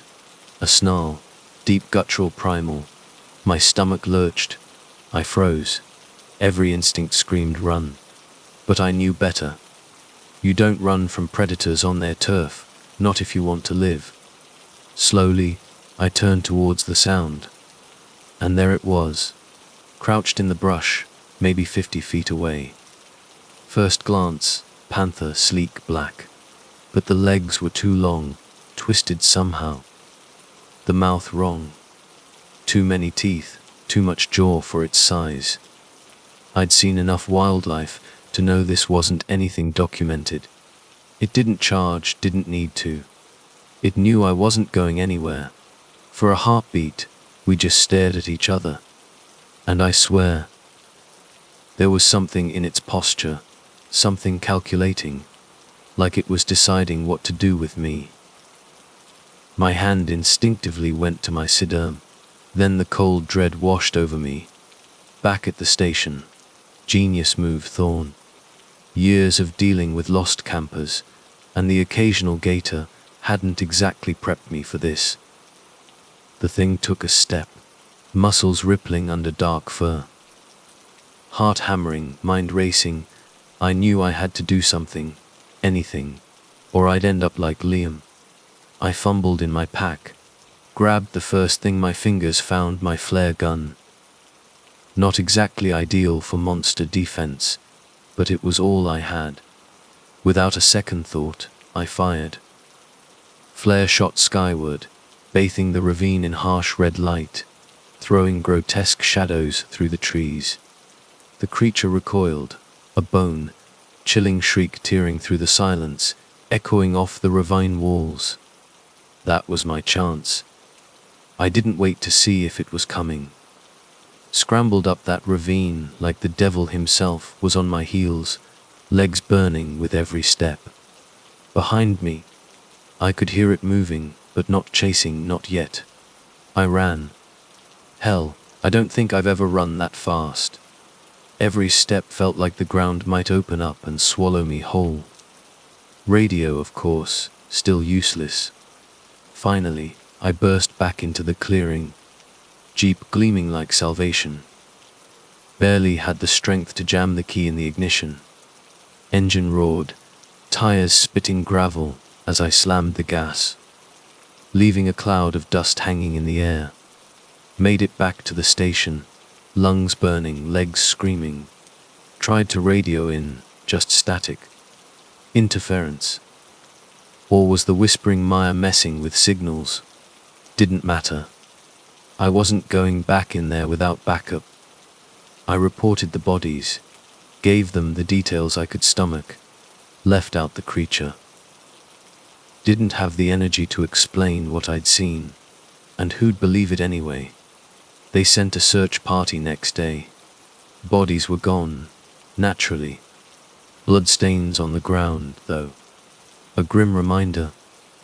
They told me to take some time off after that. Funny thing, packing my gear, I couldn't shake the locals' stories. Maybe they weren't so crazy after all. It's a funny thing about jobs, isn't it? You can be perfectly content, even find a rhythm, until that one moment when everything shifts.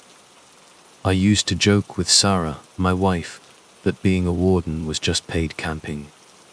She never quite got the humor, but she always indulged me. Especially back in Daru 8, when we decided to ditch the city and head up to Redwood National Park. They were hiring, the pay was decent. And honestly, I was done with the rat race. We missed our old neighborhood, sure, but the raw, untamed beauty of those ancient redwoods. It just swallowed you whole in the best way possible.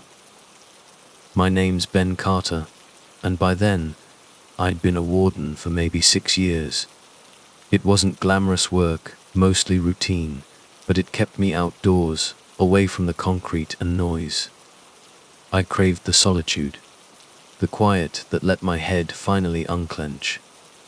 Days were usually spent patrolling trails, clearing fallen branches, reminding tourists about bear safety, poison oak, the usual hazards. You know, the kind of stuff that makes you wonder about human evolution, sometimes finding shattered glass and granola bar wrappers in places that should be pristine. Things were predictable, almost boringly so, until the day the ground tilted. If you'd asked me then, I'd have said my job was 90% monotonous paperwork and 10% wrangling clueless city folks who thought selfies with bears were a good idea. But it's that sliver, that last 1%, that gets under your skin, makes you question if you're cut out for this life, or maybe if you're in way over your head. That morning, I'd just finished my rounds, giving the usual spiel about a recent mountain lion sighting. What do we do if we see it? They always ask. Like I'm carrying some magic predator repellent in my truck. I gave them the standard advice. Make yourselves look big, make noise, and for God's sake, don't run. Around noon, dispatch buzzes in missing hiker. Young guy, name of Josh. didn't come back to camp after a solo trek the day before. His buddies were starting to sweat, though they figured he was probably just directionally challenged. Happens all the time. People come out here thinking the wilderness is just a bigger version of their backyard, then get turned around the second they step off the marked trail. Lost hikers were practically part of the job description. Usually, it was just some city slicker, embarrassed, dehydrated, but ultimately fine. Still, protocol was protocol. I grabbed my pack and headed up the trail where Josh was last seen. His friends had given a vague idea of where he might have wandered off, said he was the adventurous type. Parky speak for cocky idiot. I'd met those guys before, thinks he's Bear Grylls, but can't read a trail map to save his life. The hike started out normal enough. Birds chattering, leaves rustling in the breeze. The occasional chipmunk zipping across the path. I veered off the main trail, following what looked more like a deer track than a human path. But it felt like the kind of overgrown route a thrill seeker in his 20s might take. As I climbed, the air cooled, the redwood canopy thickened, and the forest floor turned damp and shadowy. Ancient ferns carpeted the ground, and moss hung thick on the tree trunks, giving the whole place a primeval, almost haunted feel. You wouldn't have been surprised to stumble on a dinosaur in a place like that. After maybe 2 hours of pushing through the undergrowth, I found something. Not Josh, not yet, but his backpack. Half hidden in a tangle of ferns, like it had been ripped off and tossed aside. Straps torn, contents spilled, energy bars, a water bottle, a crumpled map. Looked like someone had just trashed it in a rage. Lost hikers get frustrated, ditch their gear. Animals get curious, tear into packs looking for food. Nothing immediately alarming, right? Except for the blood. Not much, just a few dark droplets staining the torn strap, smeared like someone had wiped it away with a finger. I'm no CSI, but I've seen enough scrapes and cuts to know when something feels wrong. I radioed it in, told dispatch I'd found the pack. Signs of disturbance. Kept moving, figuring I'd find Josh not far off, maybe leaning against a tree, nursing a sprained ankle, feeling like an idiot. But the deeper I went, the quieter it got. The birds went silent. Even the wind seemed to hold its breath. The forest just closed in. That's when I found him, or what was left of him. Josh wasn't leaning against a tree. He was sprawled on the forest floor, face down in the dirt, his body twisted at an angle that human bones just shouldn't bend. Arms wrenched behind his back, legs splayed out like a broken doll. At first, my brain tried to make sense of it, fall from a height. But there were no cliffs nearby. His clothes were shredded, his flesh mangled, torn open like something had attacked him. Something huge, something vicious. I won't lie to you, I froze.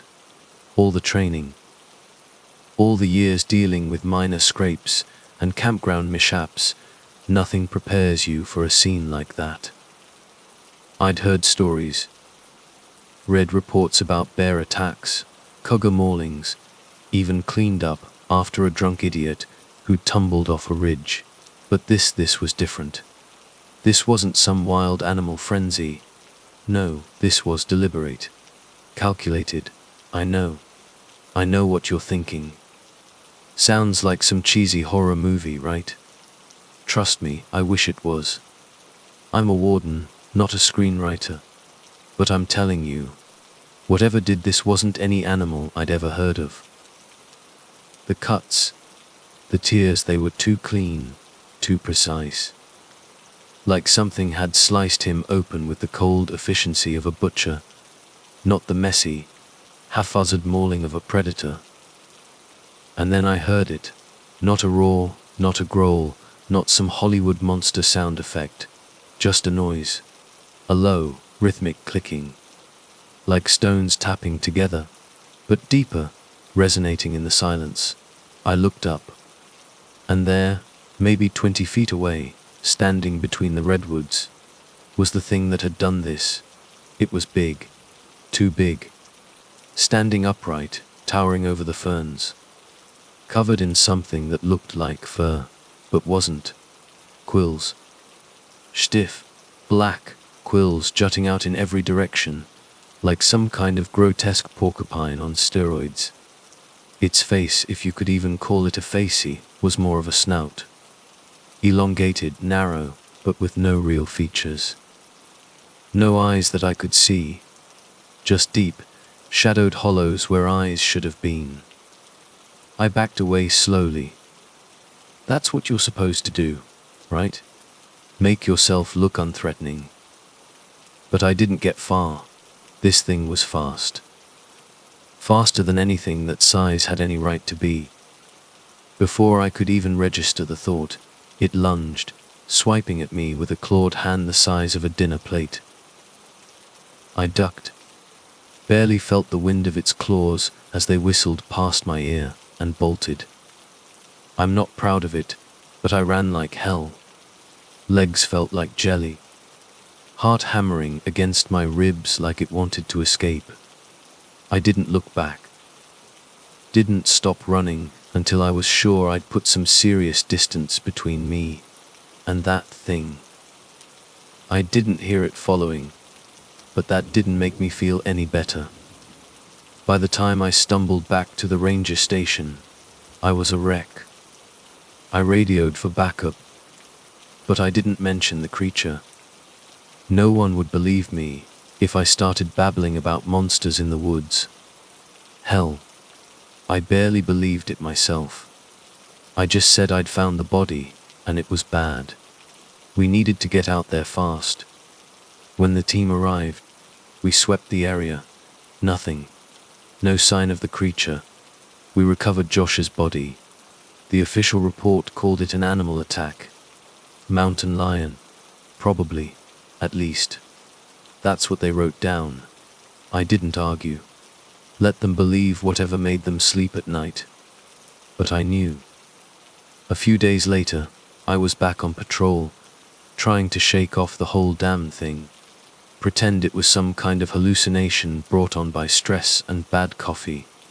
That's when I found it. Another hiker. Dead. Same way. But this time, no creature. Just more of those impossibly clean cuts, that eerie precision. It didn't take long for the rumors to start. Whispers around the campfire, nervous chatter in town. People talked about something out there in the redwoods. Something that wasn't a bear. Wasn't a cougar.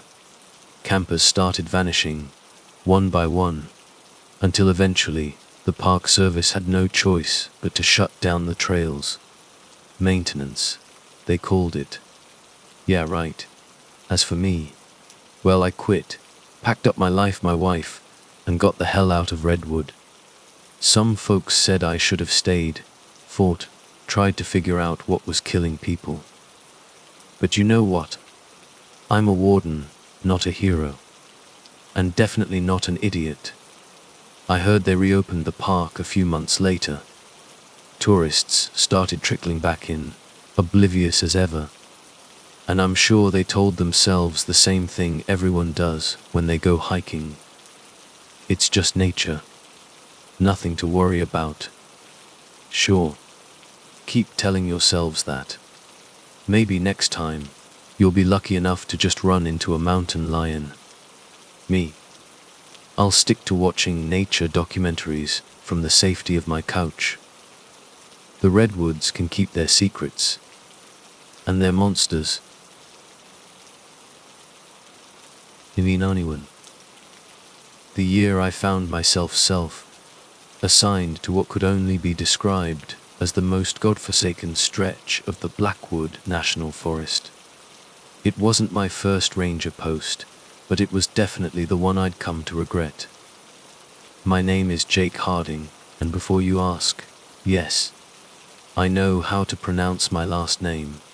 No, it's not French. I'd been a forest ranger for about 12 years at that point, long enough to think I'd seen it all. And yet, if I could have foreseen what was coming that summer, I would have chucked my ranger hat into the nearest creek and taken up something sensible, like deep sea fishing. At least with sharks. You know where you stand. I wasn't much for company back then, preferred the quiet. I think that's why I took the posting in Montana, thick forests, rocky terrain, and a grand total of 3 coworkers, none of whom I particularly liked. No offense to them, but let's just say I wasn't the grab a beer after work type of guy. My ex-wife, I should say, used to joke that the trees probably had more interesting things to say than I did. I always replied with, "At least the trees listen." Never won me any arguments, but it did make me feel clever in a smug sort of way. Anyway, it was July when things started to get weird. The first sign was subtler, a couple of missing persons reports. Now, you'd think in a place like Blackwood, people would go missing all the time, right? It's not exactly Disneyland. But here's the kicker. These were locals, folks who knew every inch of that forest like the back of their hand. A rancher named Earl Johnson and his daughter, Lily, who'd gone camping near the western edge of the forest. Nice family, simple folk. They'd gone off for a weekend and poof, nothing. Search parties found zilch. Not a tent, not a shoe, not even a stray candy wrapper. They were swallowed whole by the trees, or so it seemed. I chalked it up to bad luck, figured they'd wandered too far, or taken a tumble somewhere out of sight. Still, the absence gnawed at me. Like that feeling when you're sure you left the stove on but can't quite remember. But here's the thing, people talk in small towns, and the rumors started fast. Some folks whispered it was wild animals. Others muttered about cults, which frankly, isn't as far-fetched as it sounds in those parts. I even heard someone say something about creatures that don't belong here. I ignored most of it. After all, I was the rational type. Then again, that rational streak of mine didn't explain the pit in my stomach. The second sign came a week later when we found Earl. Well, what was left of him? I was on patrol with one of my least favorite coworkers, Dave Miller. A guy whose claim to fame was nearly burning down the ranger station the year prior, after passing out with a cigarette. He never let me forget how much better his fishing skills were than mine. As if that was something to be proud of when half the fish in the lake had 3 eyes. So there we were, trudging along an old trail, the sun beating down on us like a curse, when Dave froze. At first, I thought he was going to drop another rant about how the government's hiding something out here. Instead, he pointed down at what looked like a pile of rags stuck in the underbrush. It wasn't rags. It was Earl's body. He was mangled beyond recognition, like he'd been through some industrial blender.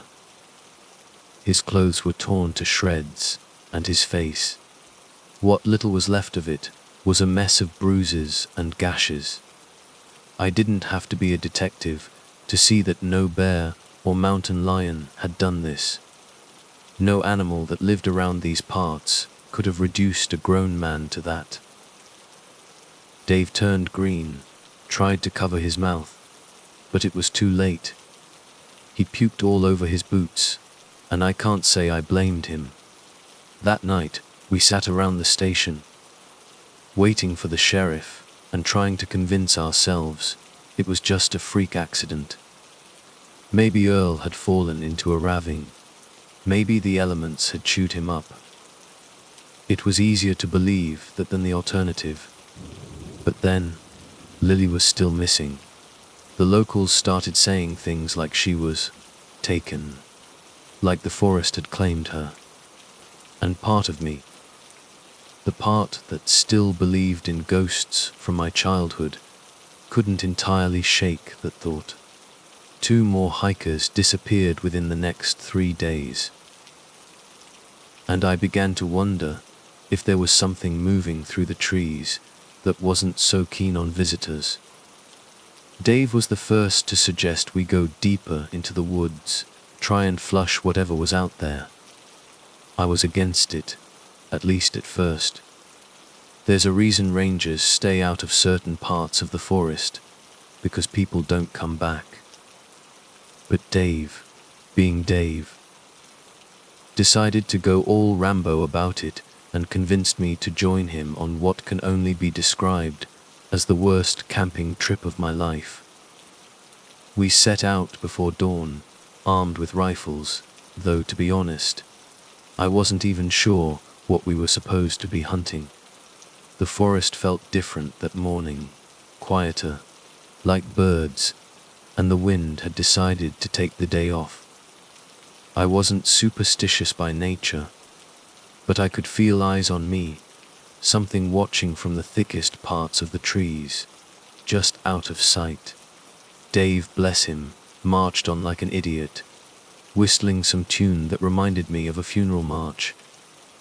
We hiked for hours, the trail becoming less of a trail and more of a suggestion. The deeper we went, the more the trees seemed to close in, like they were leaning in to see who was foolish enough to tread this far. I'd just started to suggest we turn back when we heard it. A low, guttural noise, a kind of clicking and hissing all rolled into one. It was unlike anything I'd ever heard. Dave, who for once had the good sense to stop talking, whispered something about coyotes. But we both knew this wasn't the sound of any coyote. I cocked my rifle, my heart pounding in my chest like it was trying to escape.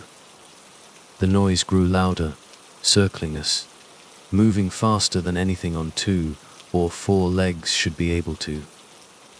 And then we saw it. I'll be honest with you, I don't know what it was. All I can say is that it stood on 2 legs, but moved like something that didn't belong in the forest, or in this world, for that matter. Its body was lanky, almost emaciated, with patches of fur that reminded me of a sick, mangy wolf. But the worst part was its head. The thing's head was too large for its body, its snout elongated like some twisted, nightmarish version of a crocodile mixed with a bat. It clicked its teeth together, that same sound we heard before, and Dave did what any brave man does when confronted with a monster. He shot first and asked questions later. The bullet didn't even faze it. Whatever that thing was, it moved faster than I could track. 1 second it was 20 feet away. The next it had Dave pinned to the ground, those goddamn teeth sinking into his shoulder. The sound he made was a mix between a scream and a wet gurgle. And before I could even raise my rifle again, the thing ripped half of his shoulder off, like it was peeling an orange. I'll spare you the details of what happened next, but let's just say Dave didn't stand a chance. I did the only thing I could. I ran. I ran like hell, the trees blurring around me, that creature's clicking following close behind. I stumbled, fell, picked myself up, and kept going. I'm not proud of it, but survival instinct trumps pride every time. By some miracle, I made it back to the ranger station, drenched in sweat, panting like a dog, and with nothing to show for it.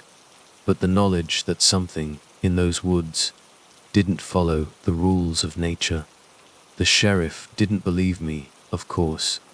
No one did. They wrote it off as a bear attack, which was ironic considering Dave's body looked nothing like bear prey.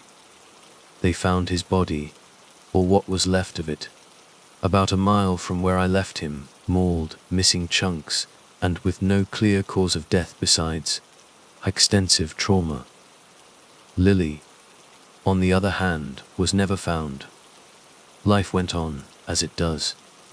But I'll tell you one thing, I've never set foot in those woods again. Turns out there are worse things than dealing with human stupidity. And if anyone asks, I tell them I retired early because of stress. After all, stress kills you slower than some nightmare from the deep woods. The kicker. A week later, they found 2 more bodies in the same area. Guess what? The coroner ruled them as more animal attacks. So maybe I should have stayed. At least Dave might have had company. But hey, if he wanted to be a hero, he sure picked the wrong damn forest.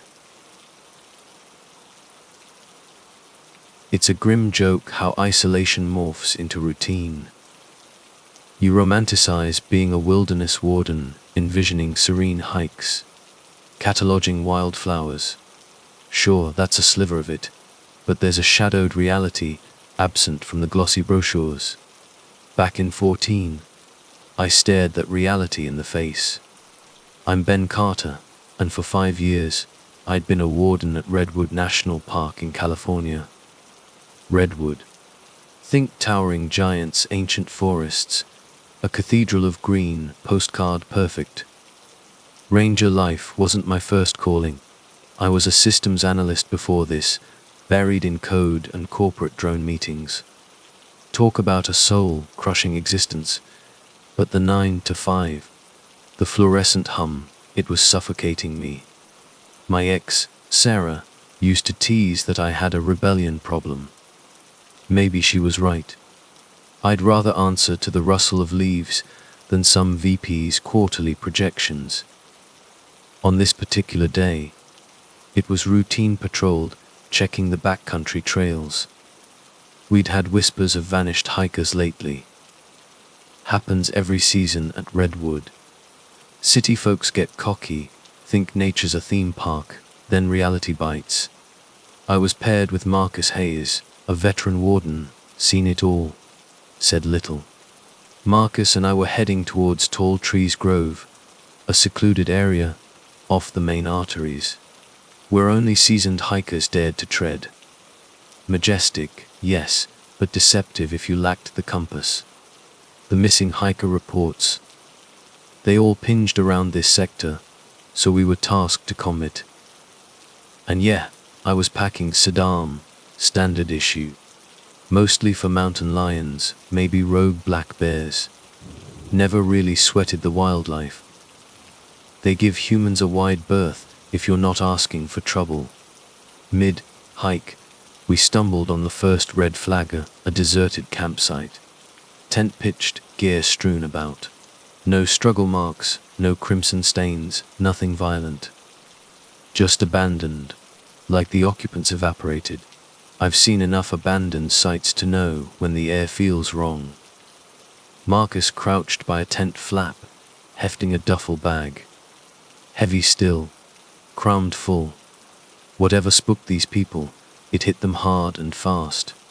We tried to radio dispatch, but signal was ghosting us par for the course in these canyons. I circled the campsite, playing detective. People spill their stories in what they leave behind. 2 pairs of hiking boots at a tent entrance. A half-empty hydration pack someone planned on circling back. They didn't. Marcus was still wrestling with the radio when something snagged my eye in the undergrowth. Initially, just another fallen log, but the closer I crept, the more it screamed wrong. Too smooth, too deliberate. It was a body. A man, face down, rigid as petrified wood. cloaked in moss, like the forest was claiming its own. I barked for Marcus, who jogged over. No pulse check needed.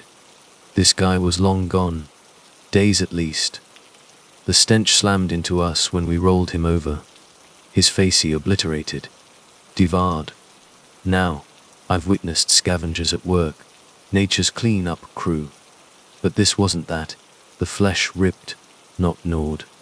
No claw scores, no bite punctures. Just ribbons of skin gone. Marcus and I traded a look. That universal what the hell now? Look. We didn't have to wait long for more input. Not the kind we craved. The instant we straightened up, a low growl vibrated through the trees. Like wind chimes in a nightmare, but deeper, almost rhythmic. I spun towards the tree line, and it was there. God, I can barely describe it. Imagine a cougar but warped. Skin-stretched paper, thin over bone, legs grotesquely elongated, and a maw that looked unhinged. Too vast for its skull. Its pelt, if you could call it that, was moth-eaten, like scorched patches on raw hide. It moved wrong. Not striding, but slithering, like it was levitating an inch above the forest floor. Worst part, it was locked on us. I knew somehow. It had been observing us for a while. Marcus instinctively reached for his service weapon. I clamped a hand on his arm. Not because I thought we were safe, but something about this thing's screamed bullets wouldn't even piss it off. And let's be real, we were packing peshooters. If this creature butchered a grown man like that, our sidearms were toys.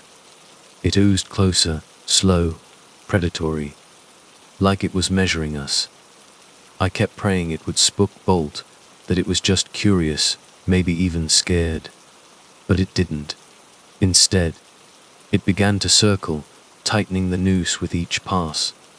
Marcus's hand was glued to his holster, knuckles bone white. Then, lightning strike. It lunged, faster than physics should allow. Marcus was a statue. It was on him before he could clear leather. I swear I heard bone shatter as the thing slammed him into the earth. Run. My brain screamed it. My legs were concrete. All I could do was gape as it tore into him. Two skeletal limbs, like twisted branches, wrapped around his torso, like a spider ensnaring prey. It was efficient. Marcus's scream choked off after a few heartbeats, then silence. And I knew he was gone. I'm not proud of what happened next. Survival instinct, maybe. I spun and ran. Full tilt sprint. Faster than I ever moved in my life. Didn't glance back. Pointless. Marcus was a corpse. I had zero desire to join him. I ran until my thighs screamed, until my lungs were fire. When I finally collapsed, I was swallowed by the deep woods, miles off trail. I huddled behind a redwood giant, sucking air. Mind a whirlwind of terror. Help. I had to get help. Report that. But the radio Marcus had it. Even if I did, signal was a pipe dream out here. I was marooned. Hours blurred into an eternity. I stayed burrowed, listening, waiting for it to track me down. But it didn't. Maybe it was sated with Marcus. Or maybe it was playing a longer game, savoring the hunt. Either way, I wasn't sticking around for Act 2. When I finally scraped together some semblance of courage, I moved again. This time, cautious, silent. I knew Redwood like my own backyard, but off trail, in the pitch black, different beast entirely. Every twig snap, every leaf rustle, a jolt of pure adrenaline. I kept expecting it to be right on my heels. But somehow, I clawed my way back to the ranger station. Stumbled in. A wreck. Couldn't even form words at first. Must have looked like I'd clawed my way out of hell. The guys at the station, one look at me. They knew something catastrophic had detonated. I choked out the story. Marcus, the campsite, the thing that shredded him. I saw the disbelief flicker in their eyes. Who would buy it? Sounded like a fever dream. But then they found Marcus's remains the next day, or what was left. They didn't have a choice anymore.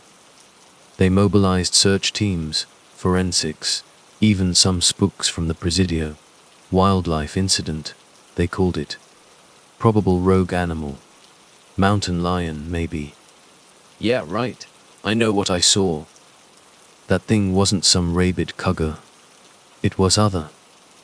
Something that shouldn't exist outside of nightmares. The park, predictably, stayed open. Too much tourist cash to hemorrhage. But the vanished hikers, they kept vanishing. The official reports, they stopped mentioning them after a while. Too many inconvenient questions, I guess. Easier to bury the truth. I handed in my badge a few months after. Couldn't stomach it anymore. Nature's majestic, sure, but it's got teeth, and claws, and shadows they don't plaster on the visitor maps. Sometimes, when I shut my eyes, I still see Marcus, twisted like a broken doll, and that thing looming over him, watching. But hey, silver lining, right? At least I'm PowerPoint free. Dark humor's all I got left. So, yeah, if you ever find yourself in Redwood, stick to the marked trails. And if you catch a glimpse of something out of the corner of your eye that feels wrong, trust your gut. And for God's sake, run faster than I did. They say your job shapes you, but I never imagined mine would involve hauling bodies out of some godforsaken canyon. Yet, back in 2011, there I was knee-deep in something that still messes with my head. I'm Jake Harding, and for 5 years, I'd been a wilderness officer, basically a park ranger, but they gave us a fancier title, mostly stuck in places tourists skipped over. This was in the Blackwood Canyonlands of Arizona, where the crowds are thin, and the canyons feel like they're closing in on you the deeper you go. I wasn't supposed to be solo that day. My usual partner, a guy named Miller, had called in sick. Couldn't say I blamed him. Miller was always finding reasons to avoid the more isolated spots, especially after the weird reports started coming in: hikers vanishing, cattle disappearing overnight without a trace, no signs of struggle, just gone. So, there I was, heading out for what I thought would be a routine patrol when dispatch buzzed in. Couple of hikers had reported something out in one of the deeper canyons, Dead Horse Gulch, they called it. Didn't give much detail, just that something was off. That's always how it starts, isn't it? Something's off. People love to use that kind of vague crap, especially when they're afraid of sounding nuts. I rolled my eyes, figuring I'd check it out. Dead Horse Gulch wasn't on any of the regular trails. Hell, it wasn't even marked on the tourist maps. You had to know it was there, or you'd never stumble across it. And that was the thing. I didn't expect any tourists to have wandered that far off the beaten path, especially with terrain as brutal as it was. As I hiked down into the gulch, the first thing that slammed into me was the smell. I can't even describe it without my stomach turning, but let's just say it was the kind of stench that made you wonder if some things are better left buried. Like a mix of rotten meat and ammonia, but deeper, somehow. It wasn't just the stink of death, it was like the earth itself was decaying. I didn't even know that was possible. I radioed in, told them I was heading deeper into the gulch, but honestly, I was already regretting it. The canyon walls shot up on both sides, and the deeper I went, the tighter the path squeezed in. No sounds except my boots crunching on the rocks, and that damned smell, just getting thicker with every step. Then I saw it. Something was draped over a boulder. At first, I thought it was a discarded tarp or a pile of old clothes. But as I got closer, I realized it was a person, or what used to be. The body was torn to shreds, pieces of skin and muscle ripped apart like cheap fabric. The face was gone, just a mess. But the clothes, a bright orange hiking jacket, stood out against the grey rock. That's what the report had mentioned. A couple in orange jackets. I stumbled back, hand automatically reaching for my radio.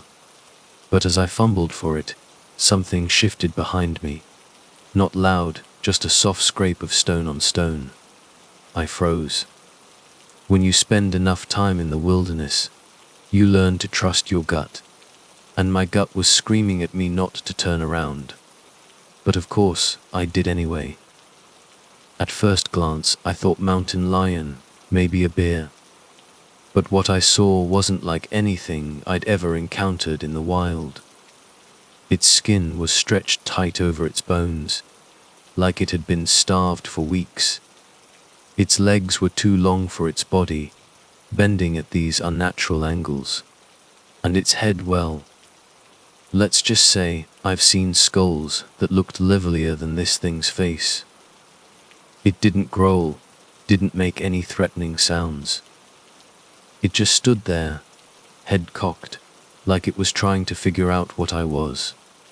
For a split second, I thought about reaching for my sidearm. But then something clicked.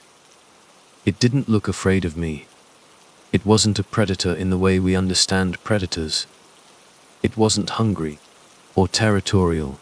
It was curious. I was just another object in its path. The thing crouched low, and that's when I knew it wasn't going to let me just walk away. I spun around and ran. No thought, no plan, just pure, blind panic.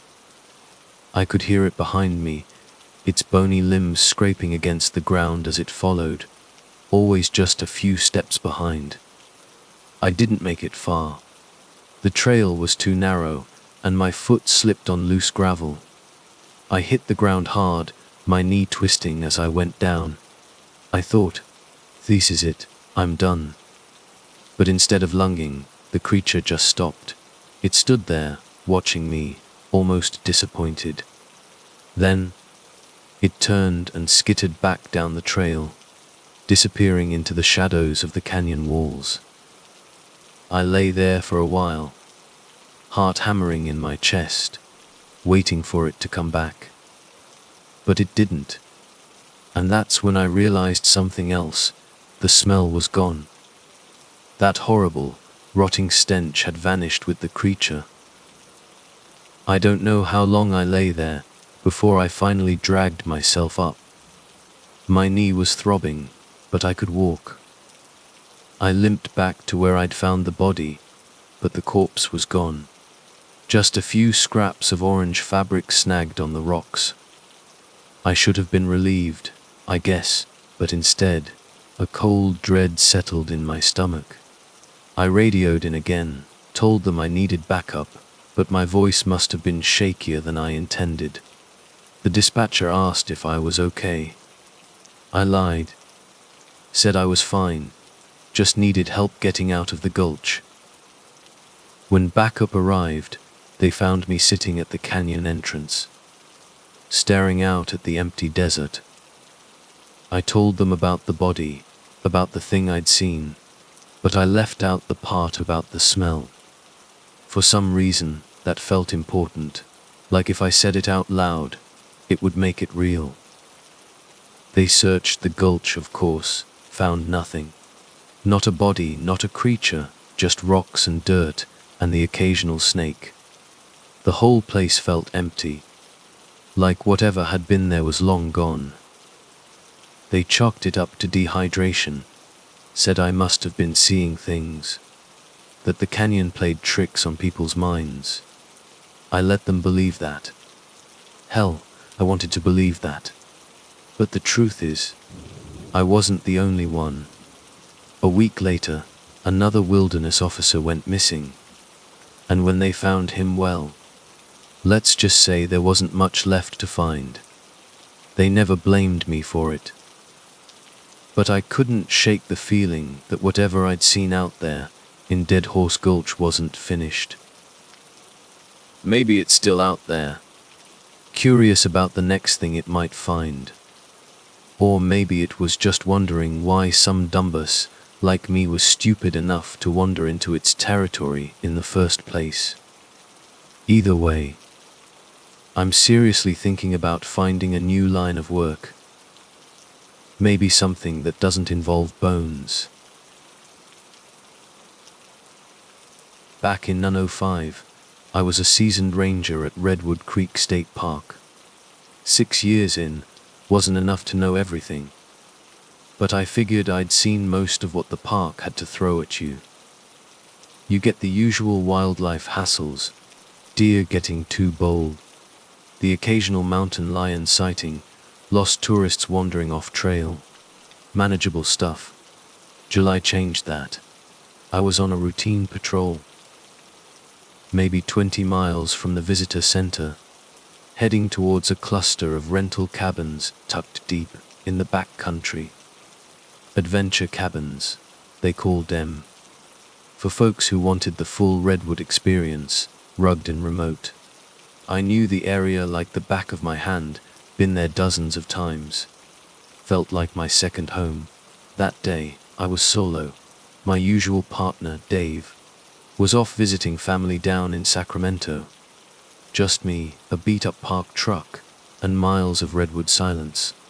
Driving deeper in, I passed the trailhead to Emerald Pool, a secluded spot I usually kept an eye on. Something felt off right there. A weird hush. Not just quiet, but silent. The kind that makes the hairs on your neck stand up. Normally, you'd hear birdsong, wind in the canopy, something. That day, nothing. I chalked it up to being alone, nerves maybe, and kept driving. Figured if anything was wrong, the cabin guests would flag me down. First cabin I reached was empty. No big deal, people hike all day, sometimes camp out. Moved on to the second one, expecting the same, but the door was hanging open, just a crack. I stopped the truck, radioed in static. No response. Radios were always spotty that deep in the park, so I didn't think much of it at first. Grabbed my flashlight, stepped inside. First thing that hit me was the smell.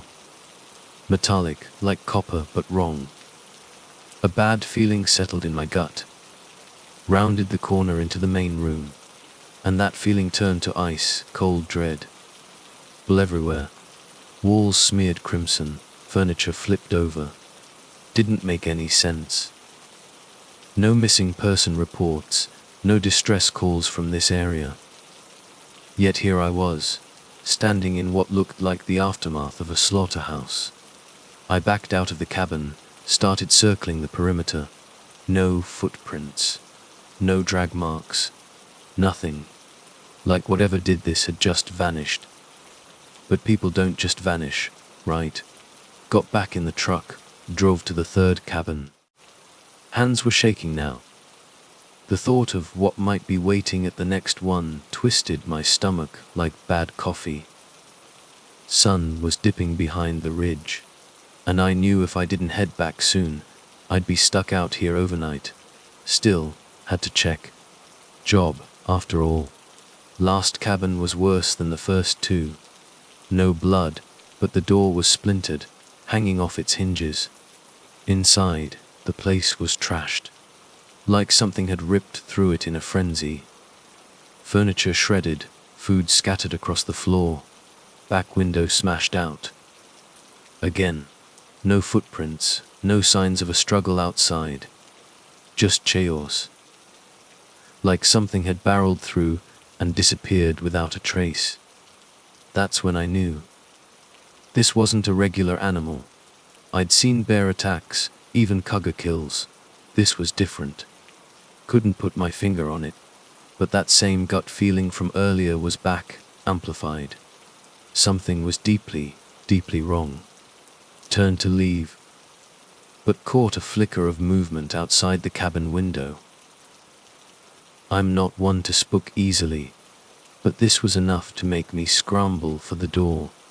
Ran outside, flashlight beam dancing wildly as I swung it around, trying to catch sight of whatever had moved. Then I heard it, a low rumble, deep in its chest. Heavy, deliberate footsteps following. Pointed the flashlight towards the sound, and froze. Standing just beyond the tree line was something. Hunched over, back arched at a weird angle. Posture of a bear, maybe, but taller. Too tall, limbs too long, movements too calculated. Almost like it knew I was watching. Couldn't see its face, but the outline of its head looked wrong. Off. Twisted somehow, like it didn't belong in this world. For a second, I thought about my rifle. Back in the truck, 30 feet away. No way I was turning my back on that thing. So I stood there, rooted, waiting for it to move. But it didn't, just stood there, watching me with a stillness more unsettling than any snarl or growl. Then, without warning, it bolted. Fast. Too fast. Gone, swallowed by the dense redwoods in seconds. Sound of its footsteps faded as quickly as they'd come. Don't know how long I stood there after that. By the time I got back to the truck, my hands were shaking so bad, I could barely get the key in the ignition. Floored it back to the ranger station, radioing everything I could to dispatch. Once I got in range, they sent out a search team, of course. But by the time they reached the cabins, nothing left but the blood. No animal signs, no tracks. Nothing to prove I wasn't losing my mind. But I knew what I saw. And whatever it was, it's still out there, somewhere in those woods. Maybe it was just an animal. Some twisted, rabid bear or wolf. But I've seen bears. I've seen wolves. This thing, it was different. Next day, one of the search team guys pulled me aside. Said back in the 80s, before I started at the park, there'd been similar reports. Disappearances, all near the same area where I'd been. Nothing ever found. Incidents chopped up to accidents, nature taking its course. But he didn't sound convinced. And neither was I. I left Redwood Creek not long after that. Told them personal reasons, needed to be closer to family.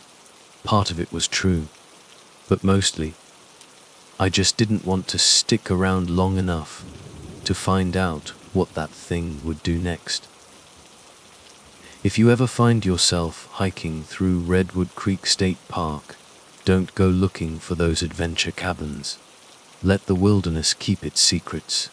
Me, I'm sticking to cities from now on. Who knew, after all the deer and mountain lions, I'd get scared off by something with no name. You never expect your day to begin with a dead body, but in 2003, that's exactly how mine kicked off. It was the kind of morning where you'd think your biggest worry would be forgetting your lunch at home, not stumbling upon a gruesome scene at the edge of Olympic National Park. My name's Ethan Hayes, and for the last 5 years, I've patrolled these woods, figuring the most dangerous thing out here was a territorial mountain lion. I was dead wrong. The first thing that assaulted me was the stench, like something rotten had been baking under the sun for way too long. I rounded a bend on one of the lesser used trails near the Hoh Rainforest, a place where tourists rarely ventured deep, and there it was. What was left of some poor soul. He barely resembled a person anymore, ripped apart in a way that defied logic. This wasn't the work of a bear, I knew that much. Bears don't tear flesh like paper. But something massive had done this. My hand trembled as I radioed it in, calling dispatch. My voice cracked when I spoke, a sure sign I was way out of my depth. While waiting for backup, I tried to rationalize what I was seeing. Maybe a cougar, or a pack of wolves. But even that didn't add up. The guy was in pieces, scattered across a 20-foot radius. It looked like something had played with him before the end. And trust me, the day did get worse. You should know, I'm not exactly the fearless park ranger you see in movies. I'm 5'9", pushing 40, and black coffee is the only thing holding me together most days. I joke about my stress belly. That's where the extra pounds go when things get crazy. But standing there, staring at what used to be a human being, humor felt like a forgotten language. The weird part was, the scene wasn't fresh. This guy had been out here for days, maybe longer. But no missing person reports. How does that happen? How does someone just vanish long enough to be eaten alive by what? That's what gnawed at me. An hour later, local law enforcement arrived. Relief washed over me as Detective Miller stepped out of his cruiser. But he didn't look thrilled to be here either. Miller, a seasoned detective with eyes that had seen too much, took one look and muttered something under his breath that definitely didn't belong in a family-friendly park. He gestured me over, probably hoping I had some brilliant insight. Spoiler alert, I didn't. We all just stood there, staring at the remains as if the body itself might sit up and offer an explanation. Olympic National Park wasn't supposed to be like this.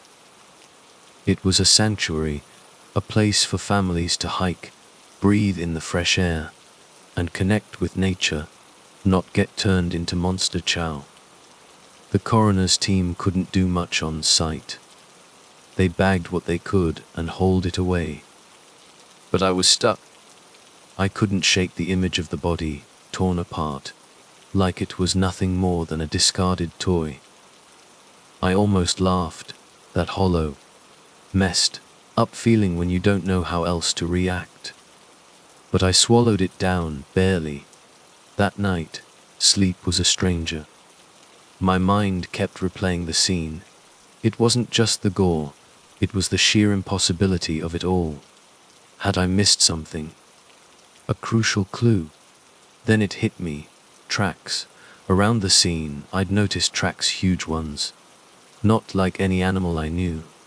Too wide for a bear, too long for a cougar. But they had claws. Deep, jagged grooves in the earth, like something had dug in for traction. I decided I'd go back in the morning, armed this time. Someone had to figure out what was lurking in these woods. I wasn't going to sit around, waiting for it to reappear.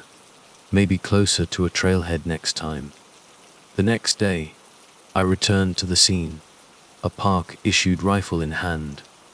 I'm not usually one to carry a gun. It's not really the ranger way. But after what I saw, I wasn't walking back into those woods unarmed. If anyone gave me flack, I'd explain later. The tracks were still there, leading deeper into the wilderness. I followed them, trying to ignore the voice in my head screaming about how stupid this was. But here's the thing about meat. I've got what my dad used to call idiot curiosity. It's the kind that gets people killed in bad horror movies. I'd rather face whatever's waiting in the dark than pretend it isn't there. The tracks descended into a narrow ravine, choked with ancient trees that blotted out the sun even on a clear day. It was eerily silent. No birdsong, no rustling leaves, no wind. The forest had gone completely still, and that's never a good sign.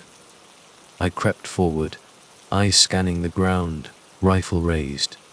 The deeper I went, the more uneasy I felt, like I was trespassing in something else's territory. Then I smelled it again. Death, but this time fresher. My gut clenched. And that's when I saw movement ahead, just through the trees. Something massive shifted. Too fast to get a clear look, but it was there. It moved with a strange gait, almost dragging itself, limbs too long for its body, movements too awkward for the forest. I froching, watching, waiting for it to come closer. But it didn't. It just stood there, half hidden behind the thick trunks, as if deciding if I was worth the effort. My breath hitched as it shifted again, revealing more of its shape. If I had to compare it to anything, it was like a gorilla, but taller, leaner, and with claws like a predator cat. But it wasn't a gorilla. Its skin was wrong, patches of coarse fur, but mostly dark, leathery hide that looked like it belonged to something dredged up from an evolutionary nightmare. I was paralyzed, mind struggling to process what I was seeing, when it moved again, this time directly towards me. That's when I fired. The rifle blast echoed through the ravine, and the creature recoiled, but it didn't fall. Didn't even bleed, as far as I could tell. It let out a sound then. I don't even know what to call it, a horrible screech, like metal scraping against stone. Then, it charged. I ran. No pride in admitting it, but I'm no fool. I bolted, heart hammering, legs burning as I sprinted back up the ravine. The creature crashing through the undergrowth behind me. I don't know how I made it, but I did. The thing stopped chasing me just before I broke through the tree line, like it was confined to the deep woods, unwilling to leave its domain. I stumbled back to the ranger station, breathless, heart pounding so hard I thought it would burst. I didn't tell anyone the full story, just mumbled something about a bear, or something like it, and that I'd scared it off with a shot. Who would believe the truth? Hell, even I wasn't sure I believed it, but it wasn't over. A few days later, another body turned up. Same spot, same gruesome mess. This time, it was one of our own, Mark, a seasonal ranger who'd been checking trails. I found him early morning, or what was left of him. I wanted to quit right then and there, but I couldn't. It felt like running would mean letting that thing win, letting it take more people. So, I stayed. I patrolled the park, rifle in hand, and waited. The killings stopped after Mark, but that thing, it's still out there, somewhere in the woods, waiting for the next idiot with idiot curiosity like mine. Only next time, I just hope it's not me. And if it is, maybe it'll do me the courtesy of making it quick. Because, after all, I'm not exactly built for running. They say the quiet of the wilderness calls to some folks. Me? I always figured it was better than the city shouting in your ears all day. Maybe that's what happens when you spend your life as a park ranger. Back in 2007, I was stationed up in Redwood National Park, California. Name's Jake Riles. 10 years on the job then, mostly wrangling lost tourists and patching up hurt critters. But what went down one day that September, that's the kind of thing that sticks to your bones, no matter how hard you try to shake it off. That morning, I was checking out the trails way back in the southeast corner of the park. We're talking trails only the serious hikers mess with. Get turned around out there, and you might as well become part of the scenery permanently. I'd already radioed HQ, told them I was going off grid for a bit, and if I didn't check in by 5 p.m., they should send someone looking. Now, you'd think after all those years in a forest crawling with mountain lions and bears, a guy would pack heat. But not me. Never felt the need. Figured my wits were enough, and they'd pulled me out of enough jams before. The trail I was on was barely a scratch in the undergrowth, skinny as hell. After hiking for 3 hours, I hadn't seen a soul. No hikers, no weekend campers. Not even the usual squirrels and deer you'd expect. That's when things started feeling off. Then I saw it something weird up ahead on the trail. At first, looked like a pile of old leaves. But getting closer, I saw it was a tent, or what was left of one. Nylon ripped to shreds, tent poles bent up like someone went at them with a sledgehammer. No campfire remains. No backpacks, nothing to say whoever camped here packed up and left on their own steam. I'm not one to jump to crazy conclusions, but I'm not blind either. People do messed up things out in the sticks. Robbery, worse, who knows? I tried the radio, but figured, no signal. Deep in the bowl of the forest like this. Had to keep moving. The trail just kept wending deeper. Into this thick part of the woods where the trees choked out the sun. That's when the smell hit me. Faint at first, like something died and been rotting a few days. In my line of work, that usually means a deer taken down by coyotes, or a bear that wandered off to die after getting hit by a logging truck. But the deeper I went, the stronger it got, and this wasn't the usual stink of rot I knew. Up ahead, the trees opened into a clearing. Strange place for one, this far in. It wasn't natural. Ground torn up, trees snapped like twigs. And in the middle of it all, this mound of dirt, swarming with flies, piled higher than my head. Then I saw it a foot sticking out of the dirt, pale, still. I've seen dead bodies, sadly, but this was different. First thought was to turn tail, head back to civilization. But something stopped me. Instead, I pulled out my knife. Started digging. Whoever was under that pile was gone, no doubt. But something told me I needed to see the whole picture. I'd cleared maybe half the dirt away when I uncovered a face. Eyes wide open, mouth frozen in a silent scream. This wasn't no animal attack. This was something else, something bad. Before I could even wrap my head around what I was looking at, I heard it.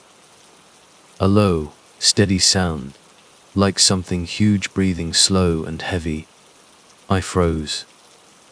Then the hairs on the back of my neck stood up, and a shadow fell over me from behind. I spun around, and that's when I saw it, hunched over, standing on 2 legs, but way too big to be human. More like a bear, but wrong.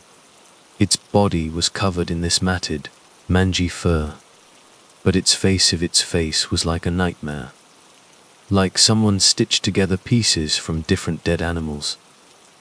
A snout like a wolf, but wider, teeth all jagged, some too long to fit in its mouth. Couldn't see its eyes, but I didn't need to. It was looking right at me, and I could feel it, like it knew exactly what I was doing. Heroics, never been my style, and right then, hell no, wasn't about to start. I ran, full tilt, as fast as my legs could carry me, back towards the trail. I could hear it behind me, crashing through the brush like it didn't even notice the trees in its way. Lungs burning, but fear was the fuel keeping me moving. Then, through the trees, a flicker of hope, an old ranger cabin. Been years since anyone used it. Door hanging off its hinges. But it was better than nothing. I threw myself inside, slammed the door shut, And there, leaning against the wall, an old, rusty rifle. By some crazy miracle, a few rounds left in a drawer. Hands shaking, I loaded it and waited. The creature stopped right outside the cabin. Heavy breathing filled the air. It circled the building. For a second, I thought, maybe it'd just move on. Then the door creaked under its weight, and this massive hand, clawed, almost human-like, started pushing it open. I raised the rifle, aimed where I guessed its chest might be, and fired. The kickback nearly knocked me on my butt. But I heard the creature howl, a sound that shook me to my core. It stumbled back, but not before slashing at the door, ripping it clean off its hinges. Scrambling back, I reloaded the rifle with the last round, aimed for its head this time, and fired again. It dropped, hit the ground with a thud that rattled the whole cabin. For a long moment, I didn't move, didn't even breathe. Then, slow, I went closer. It was dead. Whatever it was, it wasn't getting back up. The thing's body lay there twisted and broken. But it didn't vanish, didn't melt into the dirt like some fairy tale monster. It just lay there, real as the blood soaking into the ground around it. I backed out of the cabin, legs like jelly, and stumbled back to the trail. Finally got a signal, called it in, barely got the words out. They sent a team up. But when they arrived, the creature was gone. Dragged off. Maybe. Scavenged. Something else in the forest got to it. The bodies, though, they were still there, buried in that clearing. I don't know what that thing was. Some kind of mutation. Something that'd been living out there, hidden for years. Whatever it was. I know one thing for damn sure, that forest ain't the peaceful escape I always thought it was. Of course, after all that, came the cops. The investigators, then some suits from the government, all way too interested in the bodies. They didn't ask much about the creature. No. They wanted to know about the dead folks. Who were they? Never found out. In the end, they sealed off that whole section of the park, said it was unstable terrain. Me. Well, I still go back out there. But I don't walk those back trails alone anymore. And if you ever find yourself hiking in Redwood, do yourself a favor, stick to the marked paths. There's something out there that doesn't take kindly to visitors. But hey, at least I finally learned how to shoot straight. Better late than never, right? The year is 2023. The Ponderosa National Forest in Montana, somewhere between what hikers casually call Sentinel and Pyramid Peaks. Brutal terrain, you know. One of those places that's indifferent to whether you're having a bad day or a truly messed up year. Name's Jake Welder, and I've been patrolling these woods as a forest ranger for, hell, pushing 8 years now. Long enough to get used to the quiet, and long enough to figure out that if the job itself doesn't make you a little crazy, something else eventually will. Never imagined that something else would be more than the usual lost tourist or a raccoon raiding a campsite. Turns out, I was dead wrong. Now, I've always been the steady type. My ex Sarah used to say I was too damn chill for my own good. Probably why she split, actually. Doesn't matter anymore. I like things slow, uncomplicated. The kind of guy who takes a breath when things go sideways. At least, I was that guy, until that Thursday. It was a Thursday, yeah, because Thursdays are supply run days. Up to the northern sector of the forest. That area doesn't see much foot traffic. Truth is, the only thing spookier than getting lost up there is finding yourself. But hey, Gotta do the job, right? So, I'm driving my old Ford, a rusted out beast that's definitely seen better decades, up the fire road. That's when I spot him. Guy standing off the main track, waving like he's desperate for help. Skinny fella. Face that just screams hard life. Clothes were trashed, ripped like he'd wrestled a bear, and lost. I stopped, because, well, when someone looks that wrecked in the middle of nowhere, you just do. He was mumbling, words all jumbled like his brain was lagging behind his mouth. Something about, Kit's still out there. And then he just face planted. Out cold. I scanned around, thinking maybe he was with a group, hikers who'd gotten separated, run into trouble. But nope, just him. I should have turned right then and there. Hindsight, right? But no, I heave him into the truck bed, figuring I'd haul him back to the station. Let Doc Reynolds take a look. Just as I was about to pull away, I noticed it. The forest. You know, the birds, the crickets, the usual background noise you just tune out. Gone. Dead quiet. Not a chirp, not a rustle. Like the whole damn place had inhaled and was holding its breath. I shrugged it off, slammed the truck into gear, and started back down the trail. That's when the guy in the back starts coming around. Muttering again, but this time clearer. You should have left me, he croaks. You can't outrun it. I tried. Now, I'm no stranger to folks having a rough time out in these woods. I figured dehydration, heat stroke, maybe he'd eaten something funky. But then he looks up at me, eyes wide, pure panic in them. The kind of raw terror you can't fake.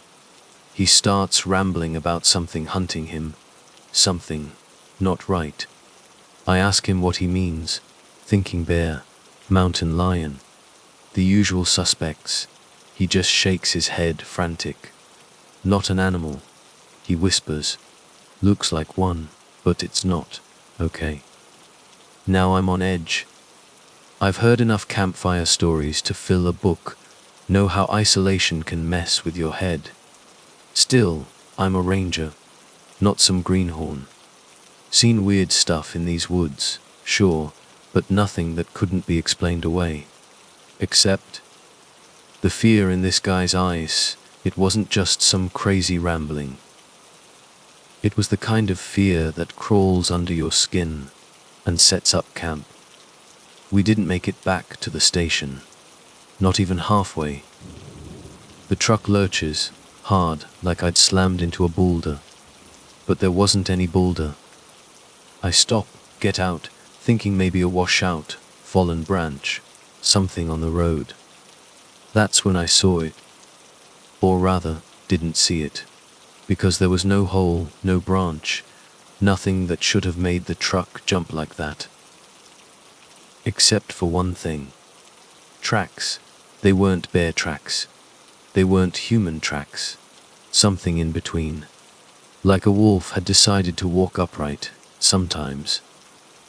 The kind of tracks that make your gut twist in a way it hasn't in years. Tried to rationalize it. No way something like that exists, right? The guy in the truck bed, still pale as death, mumbles again. It's watching. I've seen enough horror flicks to know where this was heading, and I sure as hell didn't like it. I scramble back into the cab, start the engine, and floor it. Not ashamed to admit, speed limits were the last thing on my mind. But as we're tearing down the road, the weirdest thing starts. Every few seconds, I catch movement in the trees. Something fast. Something big. Not keeping pace exactly, but circling. Like it was sizing us up, deciding when to pounce. We hit a clearing maybe 5 minutes later. For a split second, I think we're clear. But the guy in the back, he knew better. It'll come. He whispers, voice flat. It doesn't stop. Before I could even ask what the hell he was talking about, he's scrambling out of the truck bed, leaping into the woods. Now, I'm no hero, but I wasn't about to let some messed up dude get himself killed on my watch.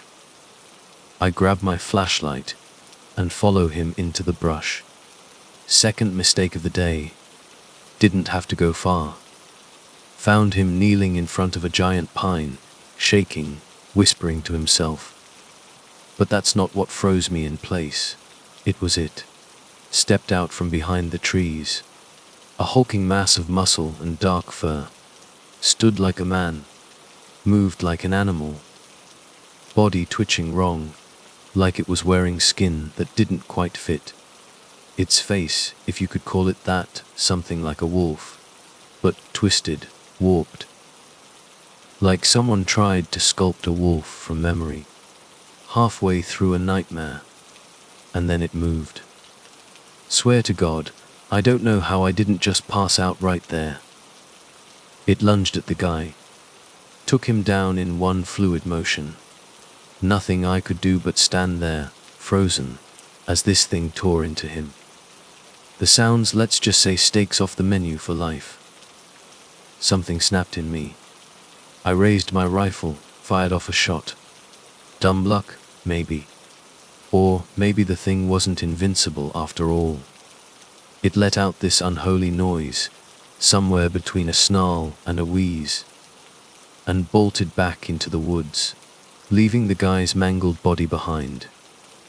I dragged him back to the truck bed. Not because I thought he'd make it, but because I couldn't leave him there like that. No way in hell I was sticking around for round 2 with that creature. Back at the station, I called in the county sheriff, told them what happened. Well, most of it. Said a bear had gotten to him. They bought it. Who's gonna believe the real story? They took the body, did their investigation, and I was left with the paperwork. Thought about quitting, hell, almost did. But then I figured, if that thing is still out there, someone's got to keep watch. So here I am, still patrolling these woods, pretending like nothing's changed. And as for that creature, haven't seen it since. But sometimes, out there in the quiet, I can't shake what that dying guy said, about how it never stops. Then I remind myself, whatever it is, it bled. It's not invincible. I'm still here, right? At least for now. But just in case, I've started carrying a little more firepower. You know, for safety's sake. Never hurts to be prepared. Even if it's just a little insurance against whatever nightmares these woods decide to throw at me next. Then again, maybe I should have taken that desk job after all. The year was 2003. I was knee-deep in paperwork, the kind of soul-numbing stuff that came with being a park ranger in Blackwood National Forest. West Virginia born and bred, Jake Riles was the name, though most just called me Riles. Never strayed far from my roots, and honestly, never wanted to. This job, it wasn't glamorous, but it was mine. Peace was the currency out here, and I was rich. Trees don't judge your life choices, or pry into your personal business like Aunt Mildred at Thanksgiving. My day started like any other. Routine perimeter checks, chasing away weekend warriors who thought, no camping. Signs were just decorative, the usual tourist small talk. People picture park rangers as campfire storytellers and nature gurus. But reality is a mountain of forms, and preventing city folk from becoming bear snacks. And then there were the raccoons, furry bandits with PhDs in trash can engineering. Around noon, dispatch crackled to life with a missing hiker call. Standard procedure. Half the time, these lost souls were just obsessed and time blind, suddenly realizing their quick hike turned into a 3-hour detour. I grabbed my gear, radioed HQ, and headed toward the north section, deep in the woods. I knew those trails like the lines on my own hand, but tourists, they could make Central Park feel like uncharted Amazon territory. The missing hiker was a woman, mid-30s. Her name, damn it, it's gone. Funny how details vanish when the real nightmare kicks in. Solo hiker, which, not genius level decision making. I pictured her by some creek, sipping water, embarrassed about getting turned around. Maybe she'd pull the classic, phone map died, excuse, always something. An hour in, I picked up her trail. Easy enough, fresh prints, snapped twigs, textbook lost hiker. But then something felt wrong. I spotted other tracks alongside hers. Not animal tracks, not bear, not deer. Something off, erratic and deep. Clawed, like nothing I'd ever seen. My first thought, stray dog. But the shape was way off. I crouched down, squinting at the strange impressions in the earth. That's when the smell hit, rotten, stale, like something died and fermented in the sun. The kind of stench that makes you question your last meal. Now, I'm not jumpy. Years in the woods, you see weird stuff. But this was different. I radioed base, told them about the odd tracks, said I was following them. Figured maybe the woman, if she was truly lost, might have followed these tracks thinking it was a dog, something harmless. Another hour bled into the woods. Deeper in, the trees choked out the light. Ancient pines, so tall they stole the sun. Silence descended, heavy and absolute. No birdsong, no wind rustle. Just the crunch of my boots on the fallen leaves. Felt like the whole damn forest was holding its breath. I followed the tracks to a small clearing. And there she was. Sprawled out in the center, body twisted at angles that human bodies just shouldn't bend. Her neck, let's just say, it wasn't cooperating with the rest of her spine. Blood. So much blood, soaking the earth, pooling in the hollows like dark wine. I've seen accidents, wilderness mishaps. Nothing like this. This wasn't an accident. Something had torn her apart. But no struggle. No broken branches, no claw marks on the trees. Nothing. Like whatever did this just surprised her. Ended it fast. I reached for my radio. Static, of course. The one time I need the damn thing. It's a brick. I scanned the tree line, every shadow, every flicker of movement. Nothing. Just that prickling feeling of being watched. Icy fingers crawling up my spine. Pulled my knife. Useless, probably, but better than standing there empty-handed. Slowly, I backed away from the clearing, trying to retrace my steps to get some kind of signal. Then I heard it, a sound, low, rasping, like breathing. Just out of sight, prankster. My brain flickered with the thought, then slammed it shut. Out here, miles from anywhere. No. Not a joke. I moved faster, heart hammering against my ribs. Trying to get back to the main trail. The breathing followed, not constant. Start, stop, then closer, faster. Like it was toying with me, letting me know it was there, but in no rush. I picked up the pace.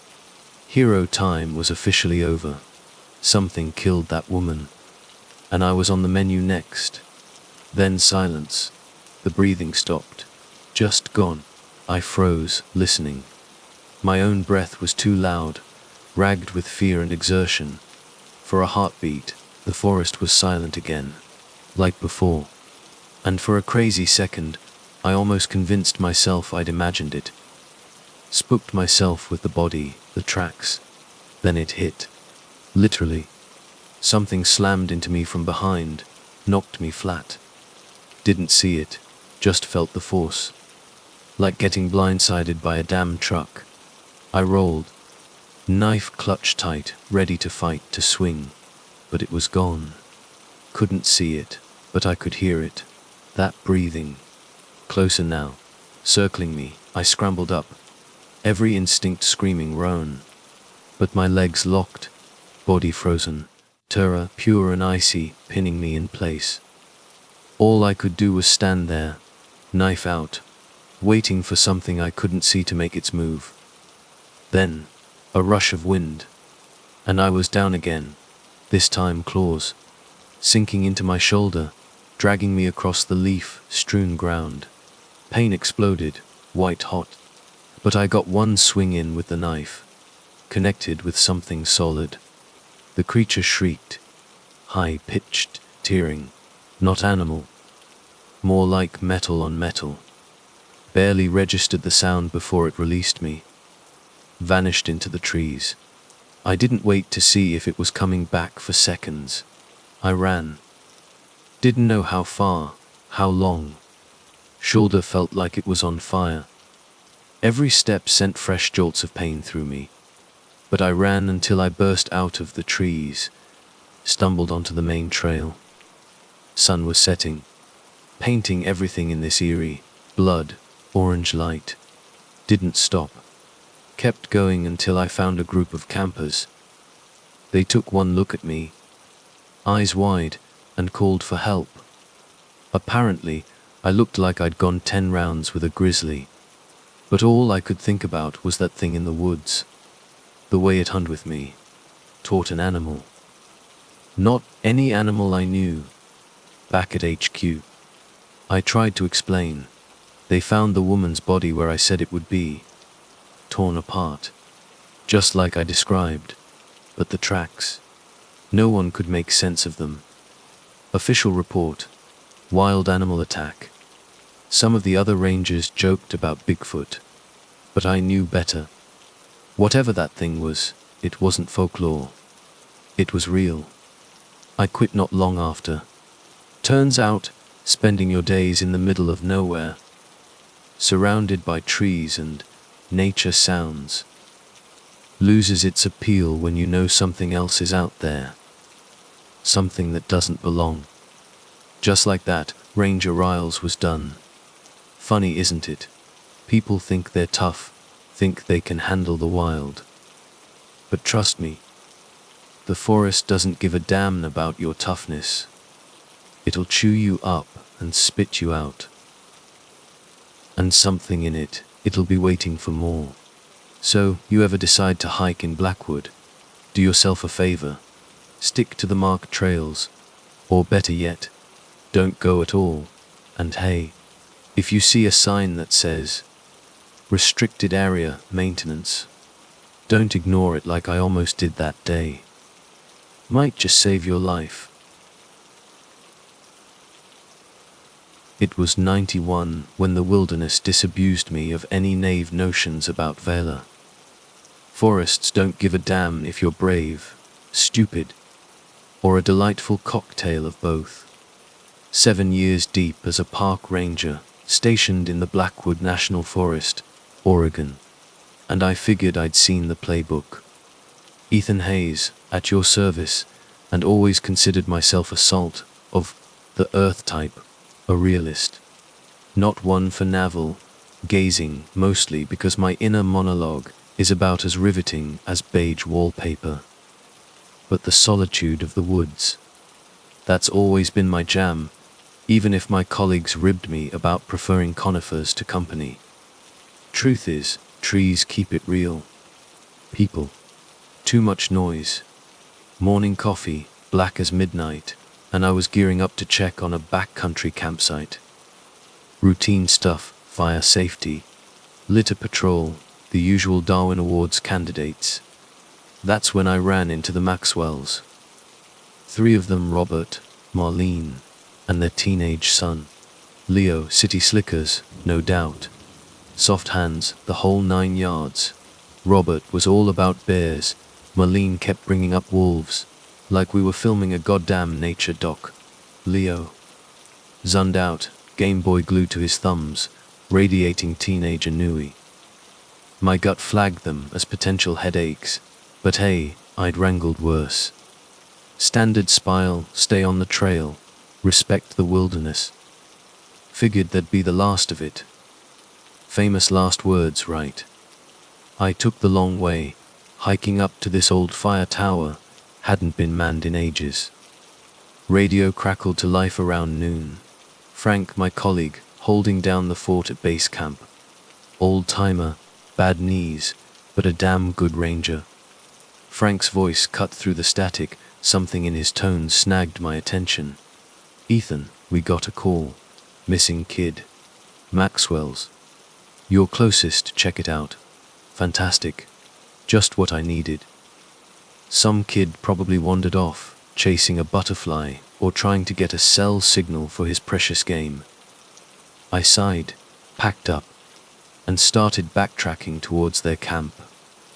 Robert was a 5-alarm fire of panic when I got there. Marlene was clinging to him, eyes red-rimmed, teetering on the edge of a meltdown. Leo vanished. 2 hours gone, they said. The usual questions mentioned wandering off. Upset, gear missing, nada. Leo had just evaporated. 1 minute by the fire, next poof. Robert, naturally, jumped to bears, maybe wolves. I shut that down quick. Knew these woods. Predators were around, sure, but this wasn't their MMO. Bears don't ghost, kidnap you without leaving a trace. Wolves avoid humans unless you're asking for trouble. First hour was a bust. Concentric circles, yelling Leo's name, whistling until my lips cracked. Nothing. Then I pushed further out from the main trail, into this overgrown section of the forest. That's when things shifted. Trees here were different, ancient, darker, like the canopy was hoarding all the sunlight. Felt like stepping into another dimension. And then I saw it. The backpack, half buried in the undergrowth, like it'd been ditched in a hurry. Tag confirmed, Leo Maxwell. Kid was gone. I radioed Frank, told him about the pack, that I was going deeper. He offered backup. I waved it off. Didn't seem necessary. Famous last words, part 2. Hindsight is 20/20, ain't it? Deeper I went, the forest went silent. Not nature quiet. This was hushed. No birdsong. No breeze rustling leaves. Just nothing. Like the world was holding its breath. My gut, which had been giving me the side eye all morning, twisted into a goddamn pretzel. Something was wrong, way wrong. Then I saw it. At first glance, maybe a big dog or a deer, hunched over by a fallen log back to me. But as I closed the distance, deer went out the window. This thing had fur, sure but patchy, threadbare, clinging to skin that was sickly pale, almost translucent. Limbs too long, joints all wrong. And its hands, because paws were a goddamn understatement, were wrapped around something on the ground.